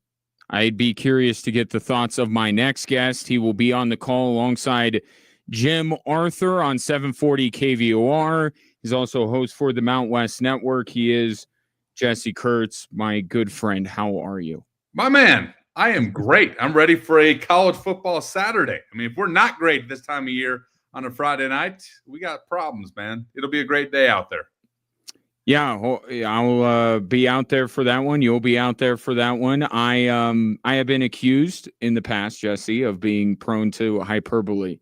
I have labeled this game because of the Mountain West and because of the opponent that lies after Hawaii, that this is a must-win for the Fighting Falcons. Burden of proof is on the state. Why is it not a must-win? No, I mean, I think you're right. The importance is very, very high. And not only because of the team that comes next, it's this gauntlet of a schedule. Look, if the idea is to get to 6 wins or more to get to a bowl game, and would be a big goal for this team, and I think it's doable. I think this is one you're going to have to get. It was either going to have to be this one or Utah State, and the Utah State one didn't work out. You got to get this one because a trip to Navy, and look, Navy's really good right now. They're really good. To go out there and they'll compete with them. Can Air Force win in Annapolis? You bet they can. That's going to be a tough one. Then you got UNLV, a team that right now is 4-0, one of 30 teams in America that's undefeated. They've had their struggles, but they're still undefeated. And then you got Wyoming coming in here. You could be going into a bye. That's a heck of a gauntlet with Utah State, Boise State, Hawaii, Navy, UNLV, Wyoming. This is one you got to have if you want to get to 6. There's no question about that. How would you describe the play of Liam Zarka against Boise State? Inspiring. Here's what I like most about what Liam Zarka has brought to this offense. He has created that proverbial spark. Those guys run hard for him. They block hard for him. No disrespect to Josh Johnson. But Liam Zarka has command of that offense, which is pretty rare to have a guy that's just a sophomore come in there and had that sort of grit and that sort of command of the offense. And you look at the trajectory he's on. He played very well against Bucknell in his limited action. Like, man, this kid's got something. Then he goes to Utah State and said, this kid's really got something. And then he goes against a team that plays in the college football playoff a year prior and returns a ton of defensive standouts from that team, and he lights them up. Like, their trajectory is very steep right now. I mean, he is on a heck of a trajectory in his improvement. I look forward to seeing more from him. So I would say inspiring. And this, I saw someone write this, and I wish I could give credit. But this is as good as I felt about the Air Force quarterback situation since Hazik Daniels. Wow. That is saying something, the significance of Hazik Daniels to this program. But, man, he was – I second everything you said. He was so good against Boise State. And then you look at it, it feels like Mike Thiessen has decided, as far as the fullbacks, as much depth as there is at that position, and there is depth, which is a good thing. This is Dylan Carson's show. Is that fair? Yeah. I mean, look, you're going to lean upon those guys that have been there and done that in crunch time, when you need tough yards, when you need to send a message, when you need to kind of set the tone. Dylan Carson's going to be that guy. Look, if Dylan Carson didn't get hurt last year, I'm convinced he'd be a top 10 all-time rusher at Air Force yard-wise. He still may get there. If he gets – I forget what the numbers is, but he got to get like 1,300 yards, and he would be in that category. He may get there. He's capable of that. He will be the tone setter. He's the guy. And I do like the depth that they have there. It starts with Dylan Carson, and there will be guys that keep his legs fresh. You mentioned Mike Thiessen. He's never told me this, but I will go to my grave thinking this, that last year's Navy game said something to Air Force's coaching staff of, we've got to diversify the way that we attack. The way that Navy completely changed the game. It wasn't fullback dive right, fullback dive left, none of that. They were innovative. They passed. They used halfback passes. They used play actions. Like, what is going on here? That sent a message, I think, that it's okay, and we probably have to be different going forward to be very, very good. And Mike Thiessen's been on his game here this year. He absolutely has, and it just speaks to going back to Liam Zarka. Like, yeah, the trick is, and this is what Navy has found, and even Army feels a little bit more explosive than they have been in years past. You got to have a quarterback that can attack a defense in a variety of different ways, and they have that. Yeah, absolutely. And Troy Calhoun talked about this earlier this year, and he's absolutely right. Look, Air Force, the most important statistic for Air Force throwing the football is yards per catch or yards per completion. Hitting your spots at the most opportune times. But I would argue if you're completing 20, 21 yards per attempt, per catch, and you have multiple completions, well, then the yards start piling up, right? Now, in the past, when Air Force was throwing for 200-plus yards, it was because things were not going well offensively. At Utah State, that was true, okay? 0 completions in the first half, second half, a different story. But against a veteran Boise State defense, from the jump, Dylan Carson ran well between the tackles. Liam Zarka did an exceptional job throwing downfield, going through his progressions, and maybe most importantly, he sidestepped rushes. He extended plays to allow Quinn Smith, to allow Bruin Fleischman to break free from their defenders, and he hits them on the run. That's special stuff from a guy that's never had a start in his career. Jesse Kurtz, my guest. He'll be on the call with Jim Arthur tomorrow afternoon for Air Force in Hawaii. Where do you start if you're running the Air Force defense? Where do you start? What's the first priority that this unit needs to get right to be able to, get going a little bit here? Well, at the end of the day, no matter how you get there, you got to stop the chunk plays. That is absolutely killing the defense. And then in some ways it kills the offense too, because they're right back out on the field, right? They haven't had time to look at the iPads, to talk to Mike Thiessen, to talk to the offensive coaches. You got to give up the chunk plays. Stop giving up the chunk plays. I believe over the last 2 games, Ryan, this is a defense that's given up 10 drives of 6 plays or less for touchdowns. 6 plays or less, 10 times. And some of those have been 1-play drives. We saw that from Dylan Riley, the 1 play, 74 yards. Touchdown, Boise State. So the chunk plays are what Air Force needs to limit, because the more you keep that offense on the field, the more they're prone to mistakes. And especially Hawaii. Hawaii has turned the ball over a lot here this year. So if you're allowing them chunk plays, you're not giving them the opportunity to shoot themselves in the proverbial foot. So you got to stop giving up the chunk plays. That's been the Achilles heel.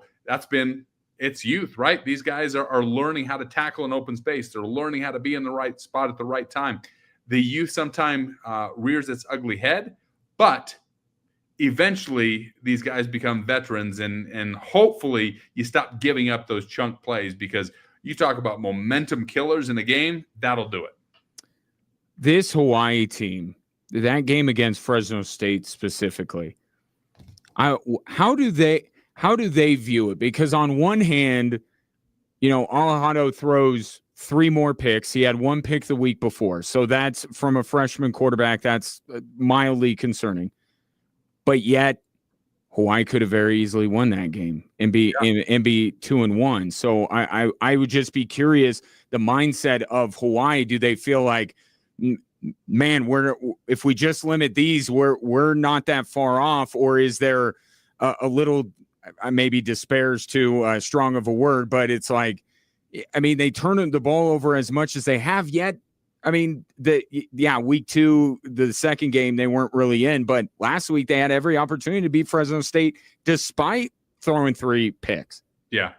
I think this team believes. I think this team thinks that they are going to be right in the mix at the end. And to go and play Fresno State, who's played really good football here as of late, after opening up with some struggles, to play with them and maybe outplay them, at least go toe-to-toe with them. I think there's a lot of room for optimism in the Hawaii camp. I was big on Hawaii at the start of the year. I thought everyone, when they were picking them 8, 9, 10, is like, no way. I think this team, should Boise State or UNLV falter, that they could be a team in that conversation should a few things go their way. Obviously, at Fresno State, that a 2-point conversion and a few turnovers prior to that didn't go their way. But it's a very, very talented team, especially throwing the football. Mind you, they're playing still without their best wide receiver. Nick Senecal was going into the season their best wide receiver. He hasn't really played. Last week, he was on the questionable list. Don't know if he's going to go against Air Force. But if they get him back, and all of a sudden Micah Alejado has Pofele Ashlock on one side and Nick Senecal on the other side, they've got a dynamic wide receiver duo that's going to be tough to stop. Defensively, it's been very well published here this week that it's a very veteran defense, especially on the backside. 124 combined starts. You put that juxtaposed against Air Force with only 12, you understand, right? Yeah. How veteran heavy this team is. So because they're veteran heavy, because they're talented, because maybe their best offensive player still hasn't really seen the field too often, I think this Hawaii team still believes that they can be in the mix come early November of a team that's going to make a push to maybe get in a championship game. I think they're that talented. This game tomorrow, Jesse Kurtz, will be decided how or by what? The tone that's set early by Air Force. Look, Hawaii, and I think we probably all know why, this is a team that struggles on the road. Yeah. I mean, since 2012, they've won 21% of their road games. It's just one of those things. You understand they're coming from sea level. They're 7 hours away from here. Oftentimes they got to come days prior where they're working out here. It makes for a long week. So Hawaii team that's had Air Force's number the last time at Falcon Stadium, and of course the last time went out to Hawaii, where Air Force was in the midst of that head-scratching 4-game losing streak to end the regular season right after opening the season on that tear. You can't let this team believe. You can't let this team get its footing. They don't play well on the road. They just came off a heartbreaking loss against Fresno State.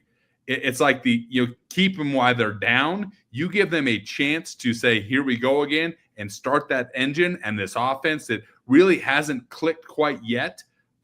You let them all of a sudden take hold against a young secondary, and it could be a long day. So I think the tone set early by Air Force of not here, not now, not in our house will go a long way. What does Jackson Brousseau bring to the CSU Rams that maybe they weren't getting with Braden Fowler-Nicolosi? Relief. I mean, I'm serious. Like, unfortunately for them, Braden Fowler-Nicolosi had lost, I think, a following in that locker room. I've never heard that from anyone in there. It's just body language. What you witness with your own eyes, like, they're not moving the football. I don't think they believe. All of a sudden, Jackson Brousseau comes in, and it's like, it's crazy. We're crazy. Changing it up. It's relief. Finally, we're changing it up, and sometimes that can go a long way. So, look, Jay Norvell was forever going to be attached to Braden Fowler-Nicolosi. You know, coaches get very attached to certain players. He recruited him to go to Nevada. The kid had a strong relationship with Carson Strong at Nevada. Then Jay, of course, pulls the ripcord in Reno and comes to Fort Collins because there's better resources, more buy-in, the whole bit of what he said, and says, oh, by the way, come here. It's a much better fit. Braden Fowler-Nicolosi had his best game of his career in his first start in Boulder against a very good Colorado team, and it's been downhill since. That locker room, I think they lost belief in that kid. Now you bring in the relief, and they say, sigh of, big sigh, we're back in it. And I think Jackson Brousseau will inject some life, much needed life, in that program because they've had a disastrous couple of weeks, man. A disastrous couple of weeks. Yeah, and it's I talked about this earlier with CU. I think it applies to CSU as well. I mean, if they get this win against Washington State, all of a sudden it's like now everything that I thought, because I was pretty high on the Rams this year. All of a sudden everything is now possible again. for CSU. So this is a super consequential game, no? Absolutely it is. And, it's the one thing that a coach can still hold on right now and try to get his guys to continue to fight is like, look, we had many goals, many of which are still out there. Like nothing to date has been compromised in that. And frankly, a loss against Washington State wouldn't compromise that too much. They still could win the Mountain West, even with a loss to Washington State. But getting things rolling because the offense has struggled, right? The defense was sensational against UTSA. It's all out there, but it's just, they've had a team that's been kicked while they've been down. The UNC, that was a disaster. The ending against UTSA, disaster. There's only so many times that you can get kicked while you're laying on the ground before you tap out and say, I'm done. Yeah. So we'll see how much fight they have up in Fort Collins. And this, a lot like what you see at Falcon Stadium against Hawaii, equally big game up in Fort Collins against the Cougars. Probably the marquee game, or at least the one that most people's eyes go to, is the opportunity that Bronco Mendenhall's team has. Yeah. On Saturday. I know you visited with his quarterback, and it was a big get for that program, right? To get the quarterback that they did, and we saw him a couple of weeks ago against Air Force and how talented he is. What is the roadmap for the Aggies to go in and pull off the upset against Vanderbilt? It's allowing Bryson Barnes to be Bryson Barnes. When they have won games, they've just allowed the kid to create. Look, he's not the most skilled passer. You go back and look at video, the way he throws the football, it's not picture perfect. He's best when he just creates, when he tucks the ball and runs, when he extends plays and allows the wide receivers to go on the proverbial jailbreak and just let them go free. And, Braden Pagan, a guy that didn't amount to much in his time at UCLA, all of a sudden looks like Andre Rison out there. I mean, he's been really, really good for them. So I think they just got to let Bryson Barnes create. And they're taking on, not your mother's Vandy. No. This is a very good Vanderbilt team, nationally ranked. So to go into SEC places twice in 3 weeks is a tall task. Yeah. But if there was an SEC team that you could get, and Nick Saban, I don't want to be that guy that says, where he fired up Vandy by saying, the only team that's not worth a bleep is Vandy. But this is one that if you play well, who knows? It's a very good Vanderbilt team, but you got to let Bryson Barnes create, because that's what he was at Utah. When Cam Rising goes down, there was a panic of, we just lost our all-world quarterback, and this kid just comes in and just kind of improvises and plays in 2 Rose Bowls and is an all-world beater. So let Bryson Barnes create, or as the kids say, let Bryson Barnes cook, and I think they'll be in okay shape in Logan. That sounded so natural coming from you, Jesse. To tell him let him cook. My kids are cringing right now, like, oh my God, don't do that. Oh man, should be a fun Saturday in the Mountain West and in college football in general. To Jesse's earlier sentiment, I mean, we're living in the good times right now with college football. The big one, though, as far as we're concerned, Air Force Hawaii at 2:00 kick. Jesse and Jim Arthur on the call, 740 KVOR at 2:00. Always appreciate you joining me, Jesse. Have a great call tomorrow with Jim. I appreciate the invitation, man. Likewise, and keep up the great work, man. You're killing it over there. No, you're killing it. Thank you, Jesse. That's Jesse Kurtz. He is the radio analyst for the Air Force Falcons and the host of the Mount West Network. Yeah, why do you think Vanderbilt fights for Diego Pavia to get his 10th year of eligibility? Like, Vanderbilt is having a moment, and once Pavia is gone, that moment might be gone as well. But yeah, those are the 3 games that I cover with Jesse that I'm looking out for. Obviously, Air Force Hawaii, number 1. How's this with Jackson Broussel getting his start against Washington State going to go for the Rams, especially with, like Jesse said, the way that the game that ended. I could not believe what I was watching last Saturday night. Could not believe that was what they were going with, rather than just taking the point and going into overtime. But Big game with Washington State, and then the showcase game. See what the Aggies have in store for Vanderbilt on Saturday as well. If you want to, I can't send you to Nashville, and I have no hookups to get you to the CSU Washington State game, but you want to go to the Air Force game, right? It's a must win. Jesse Kurtz confirmed it. Got Navy coming up next week. Facing 0-3 start in the Mount West. This is going to be a hungry Air Force team. And Liam Zarka, you got to see this guy. You got to see this guy in person. He's unique. Got 4 tickets for the 13th texter to text Falcons in their name to 719-24-7, 1313.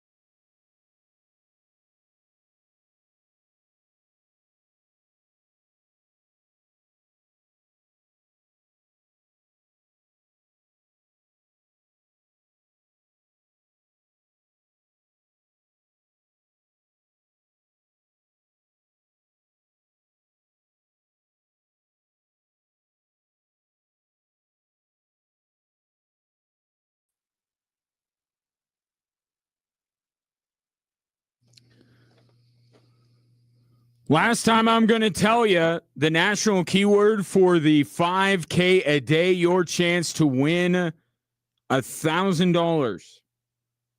It's Vault, V-A-U-L-T, texted to 95819. You'll get a bounce back confirming your entry, and you could win $1,000 and then be back here on Monday as we started all over again. All day, 5 days a week, Monday through Friday, the 5K a day, your chance to win $1,000 5 times a day.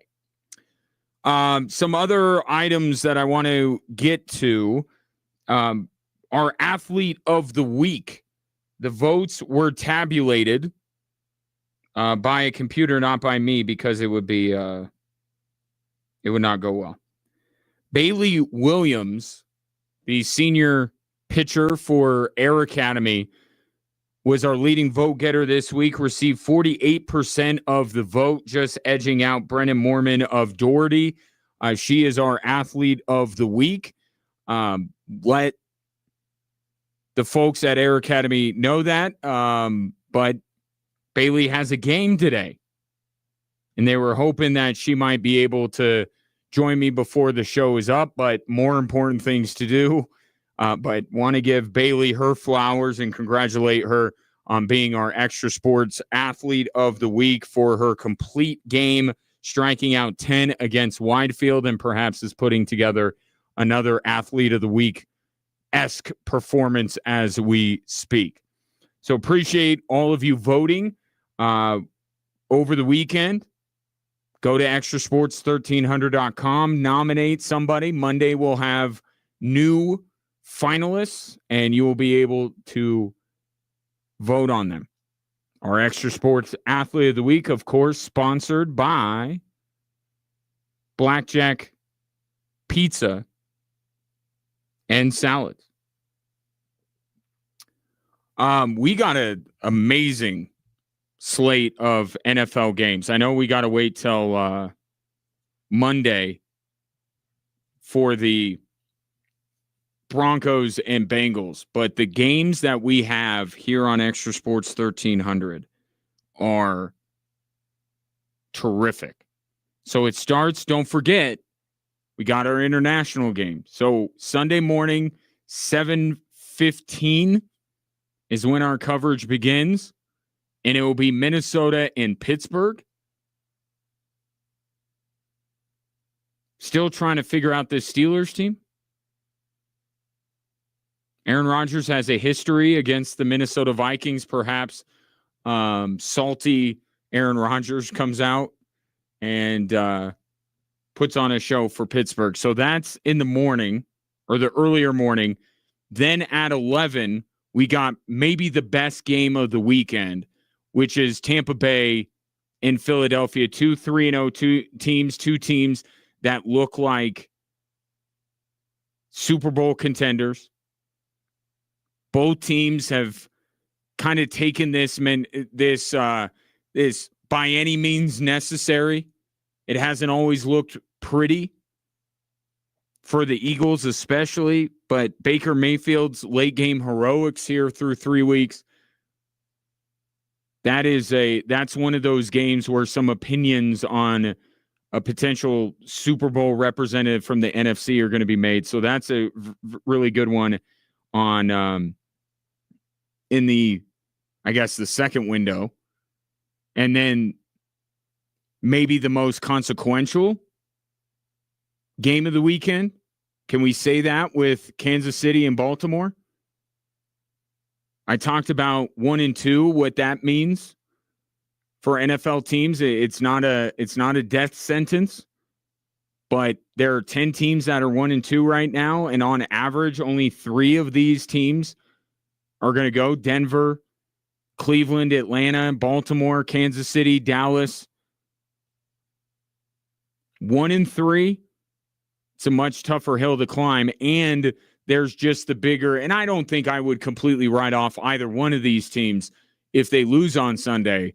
But if they lose on Sunday, chances are we'll be talking about either the Baltimore defense still struggling,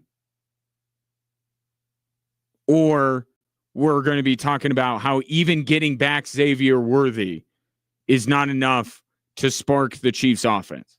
So that's why it might be the most consequential game. There is some math involved where 1-3 is a tough hole to climb out of, even for two teams with the pedigree of Baltimore and Kansas City, but more the consequence of, man, can the offense of Kansas City or the defense of Baltimore get even close to right against one another on Sunday? So that'll be the game in the 2:00 window. And then, of course, we have the Sunday night game between the I just blanked on the Sunday night game. Pardon me. How could I? Revenge game for Micah Parsons, Packers and Cowboys to close out the night. And Jerry Jones providing bulletin board material. Why in the world he would do this? But he did. Here was what Jerry Jones said on 105.3 The Fan in Dallas.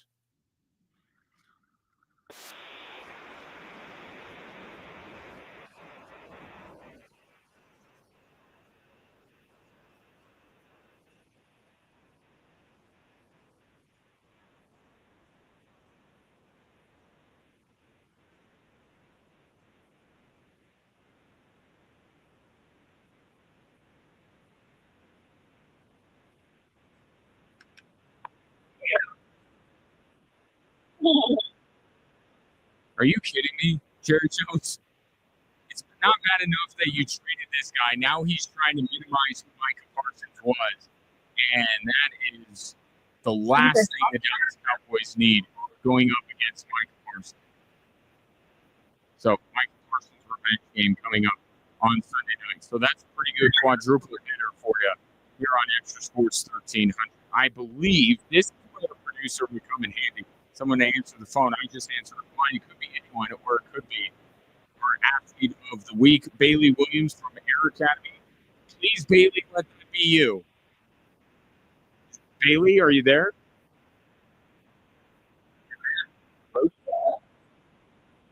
Hello? No. Maybe not Bailey. Let's try this again. Hello, Extra Sports 1300. Who is this? Hello? No. Not working out. I think Bailey Williams was trying to call it, but we're not getting a connection in here. Disappointing. If Bailey in the Air Academy softball team, if you're listening, let's reconvene on Monday. I am out of time. I appreciate the effort to try and call in, but you have an open invitation for Monday to join me, because I do very much want to talk to Bailey, who is our Extra Sports Athlete of the Week, but I'm up against it. Appreciate you tuning in. Appreciate your patience. My thanks to Jay Ritchie for joining me live from Bethpage for the Ryder Cup, and Jesse Kurtz, the radio analyst for Air Force football. Great insight in tomorrow's Big Two with Air Force in Hawaii. Speaking of, I will be out at Falcon Alley, so on your way into the stadium, love for you to stop by, say hi at the Extra Sports 1310. It's bright yellow. You can't miss it. And I'll got goodies, as well as my friends at Free Kazar. They got some giveaways as well. So I'll see you out there. If I don't see you there, maybe I'll see you at the Switchbacks game. 6 o'clock tomorrow night. Hartford Athletic and the Switchbacks. So hopefully I talk to you before Monday, but if not, have a great weekend, and we'll reconvene on Monday to really get into the Bengals and the Broncos on Monday night.